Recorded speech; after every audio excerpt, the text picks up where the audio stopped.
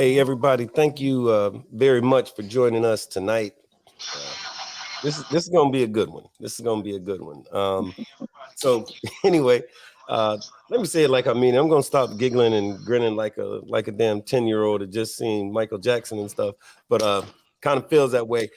Hey, I'm Big Bone 1%er. Thank y'all for joining us here at the Big Bone Yard. As always, it's myself. We got Archbishop 1%er right there in the house. And tonight, folks, we're definitely blessed to have what we call a real one. We got a real one joining us tonight. We have Hood 1%er from the mighty Outcast Nation joining us tonight. This man is author of the book that y'all seen us put up earlier in the thumbnails, Cross Country and the Bullshit with It. We have Hood 1%er. Bang, bang. What's up, brothers? How y'all doing? Good, brother. Good, brother.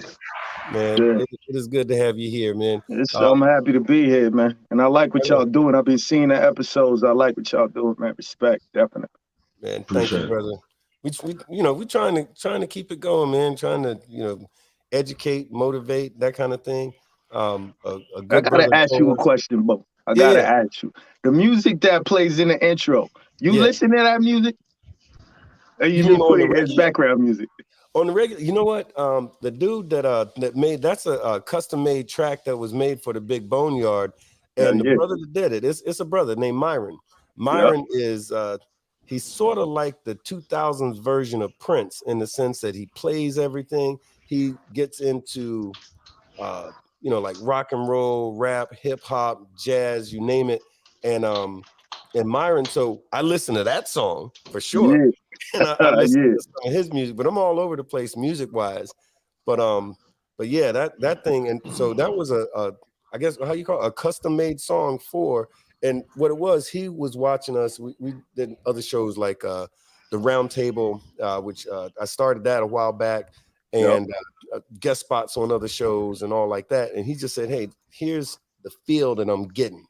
Something like this, and he threw out a couple other things. And I'm like, that's too happy, that's too this, too. But it didn't take him long to come up with this joint right here. But we kind of dig it, man. We kind of dig it. I dig it. You know what I mean? I dig it. I didn't know if you was just going for the biker feel or if you actually rock with that music. So that's dope. That is custom for your show. Yeah, and that's what it is. Shout out to Maverick. Yeah. Hey, he's probably watching tonight. And we're gonna have to link because I fuck with the music shit. Or maybe you don't. The nation don't really know like that. I've heard. And look, this Myron dude, he the real deal. I hope if he ain't watching tonight, he ought to be. But yeah, it's pardon me real quick. I'm gonna do some house cleaning like we always do. So for myself, Archbishop, I'm sure Hood as well. The way we get down, we might say some of anything. Y'all heard me say this 8,000 times. But Archbishop, in fact, let me shut the fuck up. You say it. Tell him, brother. Tell him. Basically, this is the rundown. This is our views. We're not speaking to our club, our respective clubs. Everybody know where we at. But this is our views. This is our talk. So, kind of like our disclaimer that we ain't giving out no business. We talking about facts and facts only. And it is what it is. Yeah. What he said. I speak for myself. Right, that part. But yeah, man. But having said that, also all those folks that support us, we see us a lot of folks coming through to join us tonight, and there's a lot of folks that rock with us on the regular, and we appreciate y'all. All those folks that are looking out, we appreciate it. Some of these folks, we've been doing some things where some folks saw about our efforts to help out with the hurricane, and we appreciate y'all. A few folks sent in some money, and we appreciate you because folks needed the help down here. They still do. Of course, we got Fran Hash from the Fran Hash Law Group doing their thing. Sent all kinds of trucks, and they're still sending trucks down to Fort Myers because folks are still going through it down there. But for the folks that's watching out and reaching out to these different folks to help out, man, mad love and respect to you. We just appreciate it real good. But in the meantime, let me check this out. I feel like I'm on a commercial. So for those of y'all that don't know, I don't know if y'all can see that. Oh, damn! All right. I got mine. You got mine too. One of us is not like the other. You know what I'm saying? But I tell you what, our man Hood, he wrote a fantastic book, and which we're definitely gonna get into that in a minute. But so this man is an author. He's a military man, like I mentioned before. I think it's in the description on the show. This is a distinguished military man, a very well-respected member of the Outcast Nation, and author. We can add that to his list of accomplishments. And the title of the book is Cross Country and the Bullshit with It. And for those of y'all that every now and again get on your motorcycle and break state lines, which we did a show about that, was it a couple of 3 weeks ago? Yeah. But so here's a dude who can tell us something about some of that stuff.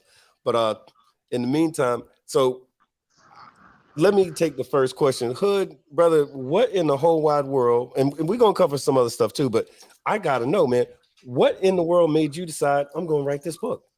Shit. All right, so there's like levels to the answer to that question.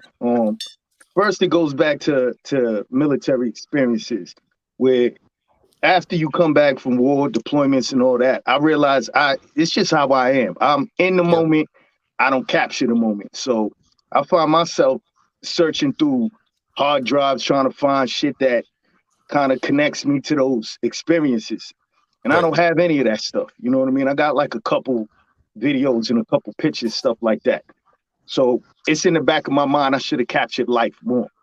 But the experience is what really drove writing the book. I sit there and go through this crazy ass fucking trip. The nonsense that happened in that trip, like I never in my life thought about writing no book. I don't consider myself no author, no shit like that. I just, I rode my iron, had the experience, and then I come back and I gotta salute the brother Crash. I'm sitting here at an Outcast event. I think we was in Jersey, I'm not sure. But Crash is sitting there because the nation was hip to what was happening to me during the trip. So Crash and I talking, we shooting the shit, and he's like, bro, you need to write a book. The seed was planted right there. And I'm like, it didn't sit. But he's like, you need to write a book. So then I go into looking into how to write a book and all this stuff. I got all the details out, and it was on and popping from there. Like, right on. So what branch of the military was you in? Say again? What branch of the military was you in? Army. Okay, right on. Yeah, Guard though, like Army Guard. Oh, okay, right on. I'm sorry to hear that. Listen, I love the Guard. Respect to my active component and all that good stuff, but I love the Guard. Absolutely. Well, as a Marine myself and as Archbishop Navy, you do understand it's written in the U.S. Constitution that we have to talk shit to you about that. Absolutely. Not us. It's the law. We got to follow what the law says. You know. Absolutely. We law abiding. And I apologize that you had to have that Marine experience. I wish the funding was better for y'all. That's what I'm real rap. You know, with your outdated equipment, y'all hold it down though. You know what I'm saying? Y'all hold it down. And Navy, I'm gonna just leave you alone. You know what I'm saying? I'm gonna just bro to bro. I'm gonna leave you alone. Hold on, wait a minute. Respect to all the branches. I got real rap though. Downrange, everybody gets it in together. Like I've served with everybody except the Coast Guard. I'll never see them, but everybody else, we've all got it in together. We've been in the same situations. Like it's not. You know, them Coast Guard dudes, they're pretty solid. I think the funny thing is, the first Coastie that I ever met, they call them Coasties. The first one of them I met was years after the military in Florida. And their whole job had changed.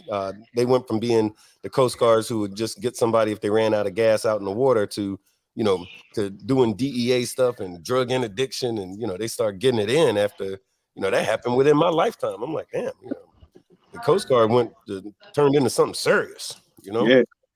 I think the whole conflict overseas starting from 2000 kind of revamped everybody. It revamped the whole military. So specifically the National Guard, like the connotation that they had prior to, they got it in during these past conflicts. So funding, training, everything, like the Guard's no joke now. Like it's real rap, but it's a different kind of a deal, it seems like.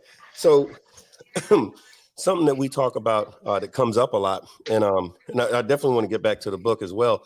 But one of the things that we saw, that we talked about rather, is that how a lot of military men and some other groups too, but especially in the military, how we gravitate toward MCs, the motorcycle community. What's your take on that? Have you seen that? And if so, what's your take on it?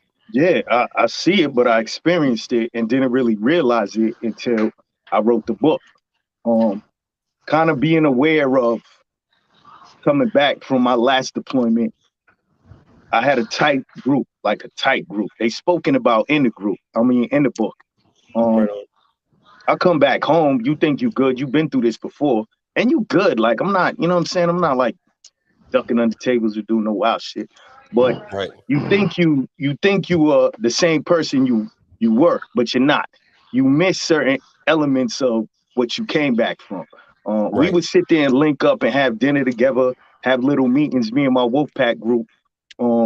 Part of that magnetism, part of that experience is what magnetized me to cats. You know what I mean? Now I sit there and see on this side, there was plenty of clubs sitting there hollering at me, oh, you gonna ride with us when you get back, bam, bam, bam, blah, blah, blah. But what I saw with Cass, I'm like, yeah, that's the closest I'm gonna get. You know what I mean? That's the closest I'm gonna get. But what you end up learning, Cass is its own situation. And the military is its own situation. And they'll never replace each other. But it fuels the fire for you to chase the other one. You know what I mean? So gotcha. I think it's familiar too, the structure. Everybody, we outlaws and all that, but there's a lot of structure to our shit. You know what I'm saying? And there's a lot of unwritten code. Where did you when you started with your club or with our club, I guess? What state was you in? I'm gonna leave that. Okay. Ain't no thing. No issue. But the same state, answers, by the way. I put it this way: a state known for riding. You know what I mean? And you got to be a rider to come to us. Yeah. Right on. Because it's cold. Sure. You know what I mean? Sure. It's fucking cold. You got a lot of old riders up there in your chapter that done rode. And put miles in. They hit the Arctic Circle and everywhere. Absolutely. You got legends in my shit. Oh yeah, absolutely. And not only that, we got members that no matter what their status, life or this, that, and the third, they get it in, proactively getting it in with the riding, with the politics, with the involvement in moving the organization forward. It's not just existing, they moving it forward. They are proactively ground level getting it in. You know what I mean? It's a gem. And one of the earlier chapters I put out there. You know what I mean? Right on. Oh yeah, absolutely. Now, you also are distinguished in the sense that you actually one of these brothers that rode your motorcycle in other countries. What's that? By fucking mistake. By mistake. All right, so let's jump right into it. You know what I mean? Without spoiling it for anybody who didn't get the book. I ended up in Canada by accident. The book, we just gonna keep it a buck and a half. Like, the book is my earlier years in CAT. So the experience, that was my first cross country, and that was earlier. You know what I mean?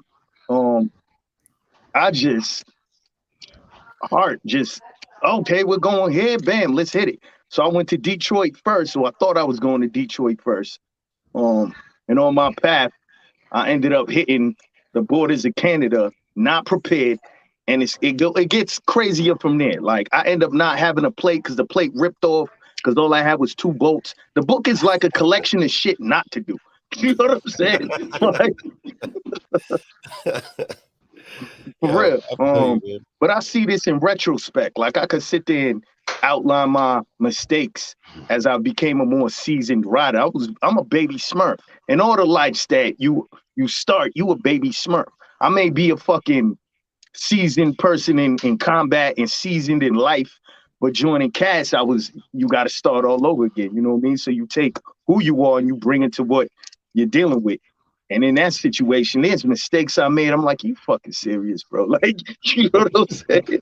Like, you didn't plot this, you didn't have contacts for that, you didn't double check this. Like, it was loose. And I ate every single L for every single one of those decisions. Yeah. So, but I'm a so- rider, I'm a warrior, so I'm gonna get there. It became a mission to get where I needed to get to at the time I needed to get there. That's it. Like, I don't care if I'm dragging a bike, I'm gonna get there. But that's what it. That's how that goes. So, You know, I I'm seen sorry.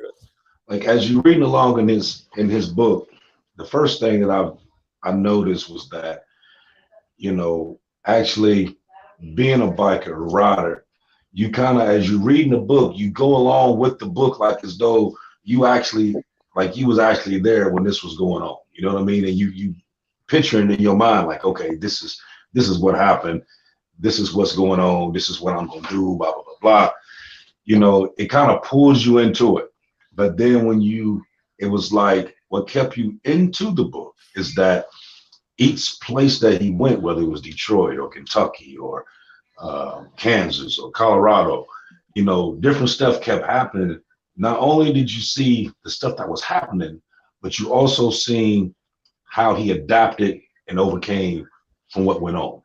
You know, and I think that's one of the biggest things. Even if he wasn't thinking about that when he was writing the book, that's the biggest thing that I got out of it. It didn't matter the different situations that went on. He was able to adapt and overcome the situation that happened and be able to keep going to make it to his objective, which is California. Absolutely.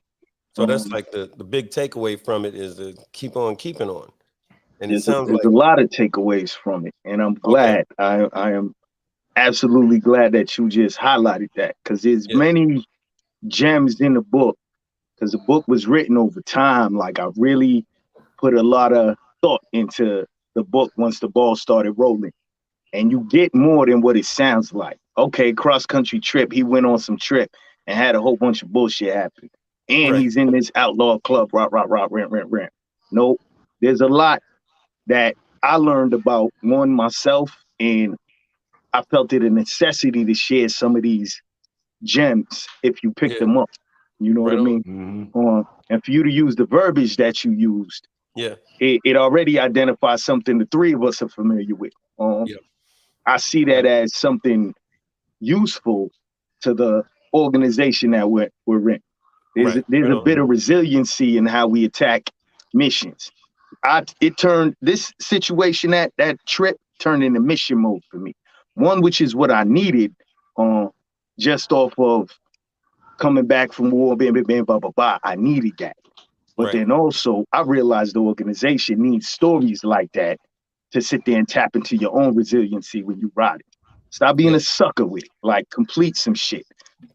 Have things are gonna go wrong no matter what. Now what? Now what do you do? And what we handle across the spectrum, what we handle is gonna go wrong. Things are gonna go left. Situations are gonna get dark. Situations are gonna be jacked up. Bros you not gonna like. Bam, bam, bam, ba, ba, ba. What are you gonna do? Plug in and drive on. Adapt and make a better situation, better outcome out of the situation. Hell yeah. Why you sound like a Marine? Why you sound like using the Marine Corps right now? You know, one of the quotes that one of the quotes that he said in that book is something that Bone, that I say all the time. Matter of fact, I said it in one of these shows, and he said, if it's not earned, then there's no pride in it. If there's no pride in it, then it won't be done right. Right. And, that's something that I say all the time. Facts. And we also said it in another show. So when I read that, I'm like, okay, me and this man on the same page. I ain't even got through this book yet, but I already know that me and him will end up being on the same page about a lot of stuff. And as I kept, as I kept reading through the book, it was like I shot through like 3 chapters, like bam, and I'm like, hold up. You know what I mean? I went and jumped in the shower, got in the bed, hold on, and put my spotlight on. Let me get another chapter in, because because now I'm in it. You know what I mean? I'm in it now. And when he's naming off names and different stuff like that, these are people that I know too. So I'm like, yeah, I know he like this. Yeah, I know this one act like this too. You know what I mean? So it's like I'm flowing in that book, because it's like, okay, this ain't something that I'm reading and I gotta kind of figure out the narrative to it. I'm in that. You know what I'm saying? Yeah. So it's like, as he's talking about this different stuff, and you know, one thing that I've been as I'm reading it here, and I want you to talk about. Absolutely. When you was in, you know, you was talking about the police. Yeah. And you was talking about how you had, it was like the first one, he was like cool. The second one was on some bullshit. The third one, when you was at the restaurant and you didn't have no gas. Yep. And he shot through. Yep. And you was like, man, I gotta take the picture of this. Man, talk about that. Cause I think that was the funniest shit that I was sitting there reading. I just cracked up laughing. It's wild as fuck. And that's listen, man. The storm, there was a storm that was legendary. But if you ride, you eventually gonna hit these storms like that. Everyone's sitting there, parking to the side of the road, got their hazards on, all this stuff. People are collecting at rest points and all this. I guess in that area, I'm in the Midwest, everybody was hit. Like there is a catastrophic storm and it's flooding out everybody. I'm sitting here out of gas. I hit one of them locations where the next gas station is like a zillion miles out. Again, not prepared. I don't know none of this shit. I think the luxury of being on the East Coast, every 10 seconds there's a gas station. Nah, I'm sitting here in the middle of nowhere, fucking storm like a motherfucker, and I run out of gas. Bang. Now, the hilarity in this is people know me like from the streets. Since I could throw middle fingers up to the cops, I've been throwing them. Every cop I see, I throw a fuck a cop. Real rap. It's just me. Young, it is what it is. So now here I am stranded, making a video to myself just to record the experience. Like I'm fucked right now. What do I even do? Never in my life have I dialed them numbers. You know what I'm saying? So that's not even an option as far as something I'd explore to help me out in this situation. But I'm sitting there trying to figure out life. So I call Highway Patrol. This cruiser comes through. Dude gets out. He's like, what are you doing? You know what I mean? Like, it's crazier down that way. He's sitting there running down with me. I'm all biking the fuck out, all super crazy with it, looking like a whole problem. And he's talking to me like nothing. Like, we talking like men. You know what I mean? And he's shooting this shit with me, sitting there expressing to me. The storm's this way, it's that. I got gas for you. I'll sit there and take care of you. Rent. We're sitting there talking. And then go this cop, a fucking cop. You know what I'm saying? A fucking cop. Pulls out his gas container and is filling up this outlaw biker's fucking bike. Yeah, I gotta take a picture of that shit. You fucking serious? So he's sitting there filling my shit up. I'm looking at this situation like, yo, but this is after like 30,000 other crazy situations went down. So I'm like, this trip is fucking out of control. So there's that cop filling up my fucking bike. Mind you, after he fills up the bike, we start talking. Now we just talking. I ain't going nowhere. It's fucking retarded. Like, I've been rode through storms, but this one is fucking stupid. So we sitting there shooting and shit. Come to find out, he served in the military. He was in a certain location in Iraq that I was in, and I ain't met nobody who been there. Like, outside of the couple units in my state, it was a secret base. I sit there and drop the name of the location. He's like, I was there. He drops with time. We were in the same place in Iraq at the same fucking time. So we sitting there and fucking and he and his shit. And I'm like, this is fucking out of control. Like, this is wild. Like, some other shit, man. And that's how that shit went. I don't want to spoil the rest, but you never get an experience like that on where I'm at. Like, you out of control. Cops, highway motherfuckers and all of them, they ain't, man, you out of your fucking mind. Like, this is why I'm saying I want anybody who's listening and who wants to do themselves a favor, make it your business. Go ahead. Well, Amazon, right? Go hit Amazon. Hit me directly, man. Fuck Amazon. So Amazon takes 60% of your shit. Yeah, you could get it on Amazon. Go ahead, do your thing. But you're not going to get an autographed copy, and I autograph all of them. And I give a custom writing to whoever. Like, I know you, I wrote some specific shit to you. Even if I met you for 10 seconds, like, I write some shit to you. So take a look at this. See if we got this right, though. No, I'm saying, make sure we got this right. So I put on Amazon, but I could change that. I put, let me see. It's scrolling across the bottom. It's Hood Lodo at all the social media shit. Hood Lodo, is at Hood Lodo on everything, right? Yeah. Okay, Hit me on Messenger. Okay. Send me a fucking address. I'll sit there and shoot you a book, autograph. Okay. And Cool. for the way this book is trafficked, Yeah. and hit other clubs, and hit 1% clubs, and hit support clubs, and everybody sitting here. The book took the fuck off for the reasons we talking about, and not even diving all the way into the elements of it. But it apparently gives a lot that's not just for our nation, or not just for. It's not. There's a lot of layers and levels to this book, and I appreciate that they were received the way they were received. Also, Yo. the way it was written for you, Archbishop, to sit there and say, like, you had to throw your headlight on to read it. That was the immediate responses. Everyone's like, yo, it took 2 days for me to read this joint. It took, like, once I started it, I couldn't put it down. That's how I designed it to be. But I'm going to run it down real quick if we, got the time to sit there and do it. Yeah. Just on the creation of the process. So after Crash sat there and put the bug in my ear, like, yo, you should write a book. I sit there and I got a war simulation joint in Louisiana that I'm going to. For anybody who's been in the Army, you know what I'm talking about. It's JRTC. It's 30 days you got to do a war simulation. So some shit happened at the clubhouse prior to. I got a big old gash on my head. So I show up to JRTC with a fucking wound, an open wound on my head. They're like, there's no way you could go in the field like that. I'm like, nah, let me in, blah, blah, blah. But it's like swamp conditions in Louisiana and all that. So they sit me down. I got my computer, and that's when it starts flowing. I go to get the details of the trip out because it's fresh. So I sit there and just write exactly what happened. I call it the bones. I get the bones out.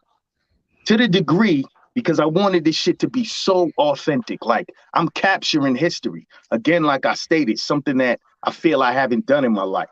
I had a baby on the way. I have a 1-year-old. I could die any moment. It's some shit that be in your head when you have a kid. And this little child can't even talk. She's never going to get to hear the experiences and words of her father until she's able to talk and we able to sit there and communicate. But I might die before that. So I start writing all the shit with authenticity being the point. So I go into text messages. Literally, there's mistakes in the book purposefully, because that's exactly how the text messages came. I'm quoting bros verbatim, exactly what the fuck they said to me, how they said it to me, with the punctuation and all. I write the bone structure of the story. It was only about 68 pages to sit there and say what happened. But then building a book is when you get into the meat and the art and the processing of what actually happened. And that's the therapy part where I really start reflecting. And that's when the military side got pulled into the book. It never was supposed to be speaking on military shit. I just literally spoke about a trip on the road. Right. But then as I'm reflecting on things, it's stimulating other things. I start realizing my attraction to cast because of this, similarities of this, similarities of that, and then it built into the book that it built into. You know what I mean? And I think that merger of levels is what makes the book so attractive to people. And as they read it, they're like, yo, I can't put it down. You know what I'm saying? Well, let me tell you, speaking of that, I was going through the comments and there's lots. Apparently, a lot of folks, Backbones, Backbone, she said, what's up, doggone Archbishop? But when she said she said, Hood, I really connected with, I don't know if you can read this on the screen, but she wrote, Hood, I really connected with you when you said in the book, go fuck yourself with a curling iron, laughing faces, about people always focusing on bullshit and not what matters in life. So that was what's up. And then doggone, you heard doggone Heather, where was I was just reading it. Heather just said she's so excited, and we got messages before. She said she's so excited. I love this book, and I know I was very conscientious. Archbishop was. Everybody and their mother wanted to know who it was that was coming. Only thing anybody might have known is that there was a biker who wrote a book. We tried it, right? Am I lying, Bishop? We tried to dumb it down a little. No, that was it. We didn't put nothing else out. But I'm gonna tell you what though, we got like crazy emails. Everybody was asking, who is it? And we was trying to, for the past couple of weeks we've been talking about it, just trying to amp it up. You know what I mean? So that way when we did have this show, be like, bam, this is who we got, this is what's going on. you know. But and I appreciate it. You know what I'm saying? I saw what y'all was doing. You know how to build some anticipation. I tell you that. I'm like, who the fuck they got on the show? Oh, dude, let me tell you. You know what I mean? was, I'm gonna tune into this one. And yeah, it's me, motherfuckers. Bang dude, we bang. was getting death threats and everything else behind people not getting the question answered. I mean, I had all. Man, I got you. Let me know. Chapter Send me the addy. presidents. I'll pull up. Look, I got chapter presidents saying, "Well, look, you know I'm a boss, right? So go ahead and tell me. You don't got to tell nobody else. Go ahead and tell me. Can't do that. Can't do that. I mean, some of everybody. Let me tell you. And I had one bro said, well, you either talking about, and they named off some names. You either talking about Hood, you talking about so and so. Now you ain't talking about so and so because he dead. You must be talking. And I said, I said those are good guesses. Yeah. Well, who is it? I don't know.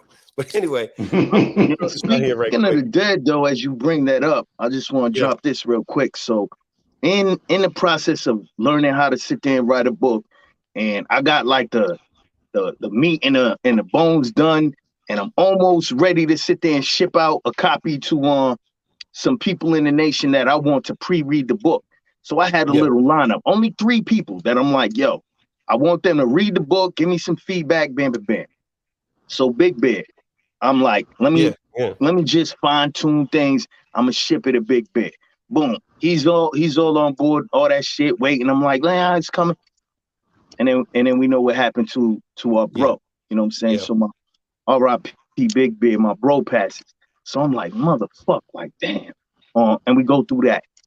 Number 2, out of my 3 is Big Red. So I'm like, all right, let me sit there and ship a copy off the Big Red. This is just a digital format. Like the book isn't even created yet. So I'm like, let me ship off you know what I'm saying, a copy of the joint so we could sit there and read it. But I'm still fine tuning. And then Big Red passes. I'm like, what the fuck? Like, goddamn. That one hit. Like both of them, like R.I.P. Big Big. The last one, Secret, the cross country rider, P.O. I'll sit there and speak to Secret, and I'm like, yo, I don't even want to send you this shit. Like, in my head, it was getting all weird. Like, fucking right before I'm about to send you shit, everybody's passing. That's why in the prologue, I'm like, I'm writing this shit with a heavy heart. Like, we was going through some shit during that time. And if anybody knows that time, we was going through some shit during that time. Yeah, so I remember. Yeah, so I'm sitting here, the experience is like years ago, but I wrote the book and then I have to edit the joint and figure out how to write a book, how to put a book out. I sit there and design the fucking cover, everything authentic. So even the cover is actually me on the trip, like all that shit. So, not on the trip, but me riding and whatnot, but fucking, I didn't even want to send the shit to Secret because I'm like, this shit got like bad juju on it or something like that. I don't know. This shit in my head. But I didn't know how the book was going to be received by the nation. And you know how the nation goes. Any nation. It's like there's going to be somebody that got a problem. You know what I mean? I'm not an author. I'm sitting here talking some shit. We don't talk. I'm hoping, and I was very careful to sit there and craft it in a way that's acceptable and palatable while being 1000% authentic. But I'm like, somebody gonna fucking find a reason to pipe the fuck up and be like, rah, rah, rah, rah, rah, rah. So again, keeping it a buck, you got certain people that got certain clout backing shit, you good. You don't, or your name doesn't resonate, then you're gonna have a water fight. And it is what it is. Like, I'm gonna keep it a buck. So now my people have passed. So now I got to do this. I'm letting it rip. Like, I'm letting the bullet go. And it's just going to have to, it's either going to go crazy or it's going to go the way I think it's going to go. And then I had the fucking book release. And the book release was fucking insane. Hell yeah. I think, you know what though? Everything that you're describing, what I'm hearing is 2 different things. I'm hearing that's the attitude of a military man, but at the same time, that's the spirit and that's the way the outcasts move. We make those decisions and then we do what we got to do based on the fact that we know that's what we got to do. Oh, by the way, motherfucking Wild Man 1%er shouting out to my brothers. He's giving a hoorah. That's for me, not for y'all. Hoorah, another Marine Corps brother, you know. Wild Man saying what's good. We're hearing from Derek Washington, Big Red, the model.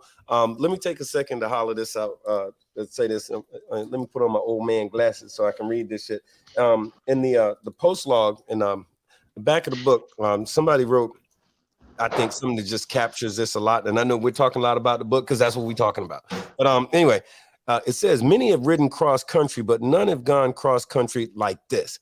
Hood LODO pulls no punches in this riveting true account of one man's attempt to travel from coast to coast on a motorcycle. The reader looks through, and this is what you were saying, Archbishop, the reader looks through the eyes of a member of one of the most shadowy motorcycle organizations in the world and journeys with him on a mission that unfolds like no other.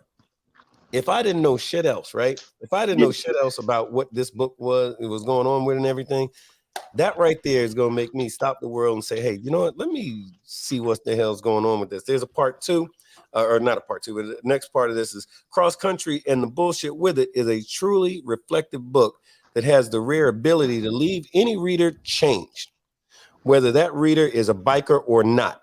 As his debut release, Cross Country and the Bullshit With It, it is a book that displays Hood Lodo's ability to captivate novice readers to seasoned book enthusiasts with his down-to-earth approach to writing. This gritty, poetic, and anticipated release is definitely a must-have for anyone wanting to ignite the spirit of adventure.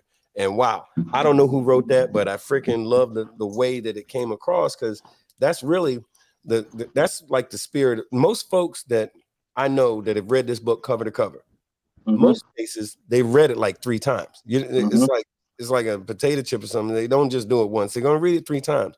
And folks that read it straight away, like brand new type thing. Matter of fact, a number of them folks are talking right here in the chat right now. I don't know if you can see all of that stuff, but folks are talking about it right now. And speaking of which, anybody, if you got a minute, if you got some questions or any of this, and you want to talk to our brother Hood 1%er, don't be shy. The phone number is, here, let me do my TV commercial thing. The phone number to call in is 310-870-8994. That's 310-870-8994. See, that's how they do it on there. Yeah, we taking calls, you heard? You sound like you about to sell somebody a used car and shit. Yeah, right. Nah, I ain't know this shit. It's a fresh new ride, you heard? Yeah. Y'all want this 19? I want to say something real quick though. So please what do. you just read, that's the back of the book. That's that sexy like back of the book shit to give any reader kind of a to pull them into what the fuck the book is about, bam, bam, bam, blah, blah, blah. But if you can, please, I want you to read the dedication. Like you open the book, you got the USBN code and all that bullshit, but read my dedication, please. Because that further answers why I wrote the fucking book. Facts. Hey, you want me to hit it? Absolutely. Okay, hold on. Let me get this bad boy. Hold on. Where should go? Dedication. Wait a minute. Is that's before 0 day, right? Yeah. That's right there in the front. Oh, okay. See, y'all. Let me put on my old man glasses again. Man, salute to the old man out here. You heard? I'm trying to say, man. That means you did something right, because we all trying to get there, and it's not promised. Yo, I'll it's tell you not on fucking promised. I'll throw this out there on a sidebar right quick. So my daughter she lives here, but she ain't ever here. Anyway, but my daughter was doing her early voting thing. So we sat down and we was going over the things and all like that. Dude, I was so motherfucking proud. My daughter being plugged into the political process, and she was asking me about things that she didn't understand. We talked about the judges that was on the joint and who's this, that, and another thing, and even got into it. Well, which this judge is running for re-election. Who appointed that judge? I'm like, oh, look at you. Yeah, like, that's that shit right there. You know, I broke my arm, patting myself on the back, thinking, damn, I done grew this little chicken to a like full-grown adult and whatnot. There you go. Salute. You see what I'm saying? Man. That you had the opportunity to grow her. I don't know. Like when this book was written, I had a 1-year-old and one in the oven. You know what I mean? Like both daughters. Yeah, me Your too. dad's a Daughters. fucking nutcase. Like your dad's front line in everything. So I'm telling you, it's not promised I'm here tomorrow. The way I live life, it's not promised. But then Facts. I had kids and my whole shit was changing. Whole Man, I'm bunch of telling stuff you. was changing. But I'm gonna let you read that joint and you'll see. No, no. Look, I'm feeling it. I know a lot of the folks watching, especially those ones with kids, especially they got daughters. You gonna get that. Like, my daughters call me. They got in this habit of calling me the sophisticated gangster. And after about 3 or 4 times, and them talking behind my back, saying, "Oh, that's Mr. Sophisticated Gangster." Hey, wait, what y'all talking about? I said, "Why you say that?" Says, "Oh, well, that's because we got that from mom. That's my ex-wife. Got that from mom." I said, "Well, what the hell does that mean?" She goes, "Oh, that means, you're kind of smart and you speak a few different languages, but every now and then you punch people in the mouth." I'm like, the Yeah, hell? What the hell? What yeah. now? Sometimes people gotta get punched in the mouth, I'm like, shot in that's the what they face, came shit up like with. that. You know what I'm saying? But man, let me do this dedication, which I think is excellent. It goes, dedicated to my daughter, Amaris. Am I saying Amaris or Amaris? Amorous. Amaris. Amaris. Okay, I was messing up. Dedicated to my daughter, Amaris, who was just walking when I made this trip, and my daughter Ria, who was on her way to being born. If I die on my motorcycle before either of you can fully comprehend my love for you, I want to eternalize. I want to eternalize it right here in my words. If life ever makes you feel like an outcast, Daddy will always love you, and he will, and excuse me, and be with you in flesh or in spirit to help guide you. You both make me so proud. Man, that's what's up. That's an excellent dedication, brother. That is it. And You know, If you know, life ever makes you feel like an outcast, Daddy will always love and be with you in flesh or in spirit to help guide you. You both make me so proud. thank I you. You wrote said, that shit for them. That yeah, book is dedicated to them because these are my authentic words. And what everybody who is in this motorcycle set, and much respect to y'all, who have sat there and caught me on the set, spoke to me about how the book done did blah, blah, blah for you, influenced you, such and such. I love it. But my daughters got their daddy's words right there in that book. yeah. So if I pass, because some of our bros, a lot of our bros done pass, you can't call it. Here's your daddy's words. Not that you gotta hear from somebody else. He was solid. He was a good dude. He was this, he was that. And their perspective. This is my gems to you. You understand how your daddy thinks. You understand how your daddy perseveres through shit. You understand the cloth you come from. Right. You know what I mean? That was what was important for me to follow through with the idea of writing this fucking book. Dead serious. And I was proud of myself that I followed through and brought it to fruition. It was like having another baby. You know what I mean? Right. Real right. But Hey, I mean to cut you off. Go ahead, bro. No, ain't no thing, man. Look, we here for you. We want to hear from you. I'll share this right quick. Our brother, Mr. Indeed, 1%er, who blessed us with this beautiful American flag with the Marine Corps joint in the middle. He was saying, in regard, while you were saying that, he was saying, yeah, our children ground. I don't know if you can see all of this, but I put it up on the screen. Our children ground us, and I think that's a thing. Folks think, oh, they this way, that way, dressed in all black, motorcycles and diamonds and all like this. Guess what? We're fathers, we're brothers, we're husbands, we're side dudes, whatever. I'm just saying. But no, we're wherever we are, we're a lot of things to a lot of folks. But God knows our children do ground us, man. And so I feel you when you're saying this, man. Archbishop, you was going to say something, brother. What was you saying? No, I was seeing the post that Mr. Indeed put on there, and then I was listening to Hood when he was talking about his children. And, to make sure you go back and think, like, we move around every day. You know what I mean? There's a lot of people perceive us as being a certain way. Some be like, oh yeah, what I mean, he just this tough, hard motherfucker. This one right here, he don't have no feelings. Just what I mean, this, that, and third. Just from the simple fact of just looking at you. And then a lot of times, we put that out to people. You know what I mean? Sometimes as a, actually I tend to put it out more and not even realizing I'm putting it out. They be like, man, why you looking all evil all the time? I mean, I was born that way. I look this way. You know what I mean? Not realizing that this is what I'm putting off, but this is, you know, I kind of also think of it like, okay, well, maybe that's a scare tactic because I don't want to fucking talk. You know what I mean? So, you know what I mean? If my look is keeping you from talking to me, that's a good situation. You know what I mean? So, but going back to what we was talking about as children, it was like no matter how tough we are inside and out, you know, military wise, you know, battle hardened bros, individual men, that baby girl, because I know my baby girls did it every time. The baby girl wrap his arms around you and kiss you on your cheek and you turn to a straight powder puff every time.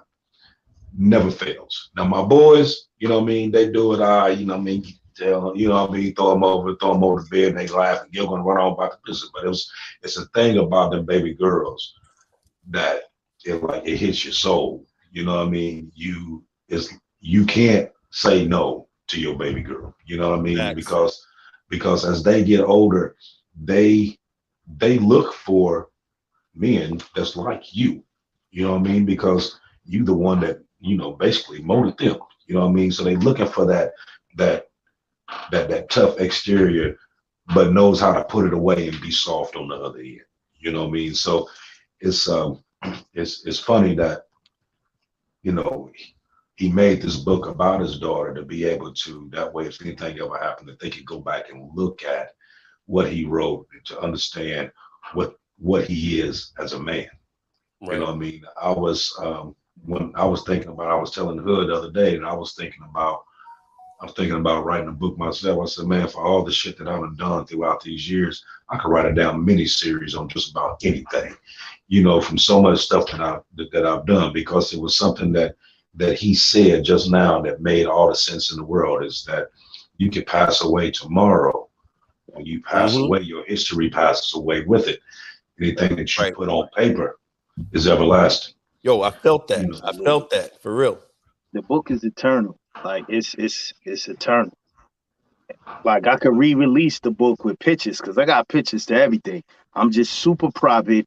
Plus, I'm still active. Yeah, you wear that So jewelry. I left a lot of shit out, but I could sit there and flood the joint. But I want to sit there and address some, yo, Archbishop, you were on some shit. These daughters, right? Oh man. If I were to bring mine down here, like especially my first one, the love dynamic and it's insane. It would be too easy and too sensible. Everybody's like, you need to try for a son, because I'm so fucking quote unquote masculine. You know what I'm saying? Like my whole life, I've been like this my whole shit. Like since a teenager, I ran a team. I was called the general on the streets. Like bam, bam, bam, ba, ba, ba. Like I get it, but all of that lethality, and I'm a lethal person. I recognize that. All of it makes sense when I had children, when I had my daughters. All of the lethality makes sense. Now it's narrow focused. And it allows like a concentrated space. And the rest of this shit is not that serious. Like I've graduated. Bone, you sitting there talking about I gotta put my old man glasses on. Salute to you, old man. You graduated to old man status. We gotta look for your glasses and shit. You know what I mean? I hope to meet you there. I'm rapidly getting there. You know what I mean? But real rap, so much shit matters to you that is insignificant when you're sitting there trying to declare yourself. But if you are like a genuine father, and everything works the way it should work, and salute to those that tried and it didn't work. I'm not, you know what I'm saying? I'm not knocking the judging. But for me personally, my fucking daughters, man, listen, all that lethal shit, I fucking promise you, you get a double dose of that. All the other shit, it's like, let's figure it out. Because that's not serious. Because I got other responsibilities over here. Yeah. You know what I mean? It ain't gonna be no bitch shit, so don't be on no bitch shit with me, but that's not serious. So let's figure it the fuck out. That's how I move through life. Like, let's figure it the fuck out. Let's figure it out. I'm feeling you. And I'll tell y'all something funny. So while we're having this conversation, I was just talking about my daughter. She literally just called. I think she's watching, and I know she called. So matter of fact, let me call her back right quick. I'm going to tell her. There we go. But this ought to be fun. Let's see. How y'all do all that tricky shit? I like that. Getting calls and all that. I'm calling her back. I hung up on her and texted her, tell her, because I didn't want to interrupt you while you was talking. Oh, let's talk, man. Talk to your daughter. Let's see. Oh, really? Oh, now she don't want to answer. She ghosting you. She ghosting you. Wow. I ain't playing with her. Man, What that shit you was talking? Yeah, right. Yeah, that's what it was. That's what it was. It was like, why you putting me out there, Dad? Why you putting me out there, Dad? Right, I ain't answering that. It was one of them type of things. Come talk to your uncles. Don't talk to your uncles. Talk to Archbishop. Uncle Hood's fucking nuts. She's shy as shit. So I'm pretty sure she's like, oh damn. But anyway, and look, so folks hollering. Let me see. Big man Chris says, what did he say? He said, Archbishop, I feel you. I have 7 girls and 1 boy. And apparently, bro, Big man Chris, you got safety your weapon, bro. Dude, you zeroed on the range, bro. Get the fuck off the range, bro. No, he don't have no cable TV or nothing like that. Clearly, what's that? 7 girls and 1 boy. Boy, that's what's up. Doing it. Stevie Brick says, and daddies are everything to their daughters. Facts. Absolutely. That's what's up. Facts. And sons, you know what I'm saying? Like, it's children, man. My biggest fear, and I don't fear a lot of shit, man. I don't. It's just what it is. I ain't saying that to be on no hardcore shit. Yeah. But I've been, this has been my mantra forever. I've been with the same woman 22 fucking years. Like, half my life, like, for real. My biggest fear is a broken family. Again, no knock and no disrespect to those that attempted it and it didn't work out. I'm trying. This shit could fall apart tomorrow. Real rap. Yeah. But my biggest fear is not being able to influence my daughters or sons, whatever I had, I didn't care. But I got 2 daughters to influence them the way I see fit for them. And in cahoots with their mom, but how I see fit for them. There's a dynamic there. There's a love there. Like those are yours. You know what I mean?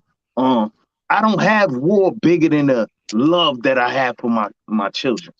And even moving through this organization that we're in, some shit that I've always said, as we sit there and talk all this, I got you, bro, and blah, blah, blah, blah, blah, that's like what you're supposed to do. But where it actually comes is the motherfuckers that love you will go to war for you. So instead of building all this hardcore shit, build the love. I'm going to keep it a stack. Build the love.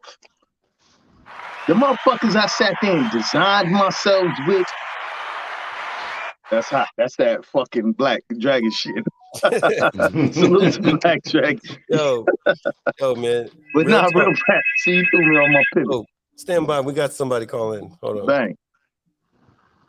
Hey, hello, and thank you for calling in to the Big Bone Yard. You got Big Bone 1%er, Archbishop 1%er, and Hood 1%er. How can we help you today? And thank you for calling in. Who this? Well, hello, my brothers. This is Cinderella. Oh, Cinderella. Is your sponsor on? You gotta do the sponsor check. Yes, that's my amazing sponsor. Yes. He's like, call me. I just wanted to say, you guys, I love this conversation, especially to hear from fathers, being a daughter myself that wish she had that. And I just want you guys to know that I love that you are breaking that stereotype that Black men aren't there for their children. You know what I'm saying? Facts. And that you're still there, you know, and because it's everything, especially with a daughter, because I was a daddy girl until things happen. I don't want to elaborate too much because I can get long-winded. So yeah. And I just want to appreciate, because a lot of times, and I've seen posts on Facebook from some of our bros that dads aren't appreciated, and I just want to say you guys are so much appreciate it, especially for still sticking around, being there, and being role models for your children, boys and girls, because as a Black community and our Black children, with times going on now, it's so needed. They need that in their life. They need that discipline. They need a strong role model in their life. So I just want to shout out y'all and thank you so much for doing what you do. Man, That's so beautiful. And thank you, sis, for respecting that shit. Because this is behind the scenes stuff that people don't see. They think like Clubhouse is just all rickety dickety stupid shit. Like stupid. Nah, we growing each other out this bitch. I'm not on social media the way I used to be, but I had some video posted of me and one of our, he used to be in one of our support clubs or one of the clubs we blessed out here, but he's just a solid dude. And he brought his son through. And I'm sitting there going through it with him, with his son. And I respect that little dude so much. He was like 12, 13 or something. I done been to the range with him. I just talk to this man. You know what I mean? This little dude, as he's around these grown men. He's being raised by a single father.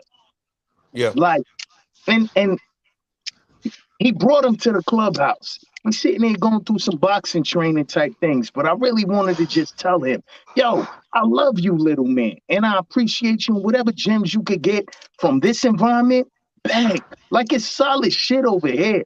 We just gritty dudes that been through some shit and created a subculture out of it. Yeah. But we real dudes. If you attracted to the bullshit, you a sucker dude. And ultimately, if you have a good club, the process is going to get rid of you because real shit survives in caste. Sucker shit gets ousted. Exactly. And sucker shit is that fugazi, surface level, outlaw fuckery. Like just trying to be a hard nigga. How you 30-something years old trying to be hard? Fuck is you doing? Right? Let's keep it a buck. Fuck is you doing, man? Get out of here, man. Go back to class, man. Yeah, sucker shit. We not with that. These dudes are fathers. These dudes went through some things and got some positive things they want to express based on their experiences. We sit there and use the phrase carry on. Like that's some ill shit to me. You were sitting there taking your experience, processing it, developing it, and then delivering it so the next man could carry on. The next little person could carry on. The next female can carry on. Like, for real. All Black, that's what we are. The only, I get it. There's a bunch that claim, I get it. No knock to y'all, whatever. The only all Black 1%, full all Black. And stand on the side of bullshit. Eat the bullshit. And still make it a positive situation. Man, get the fuck out of here. Like, what are we talking about?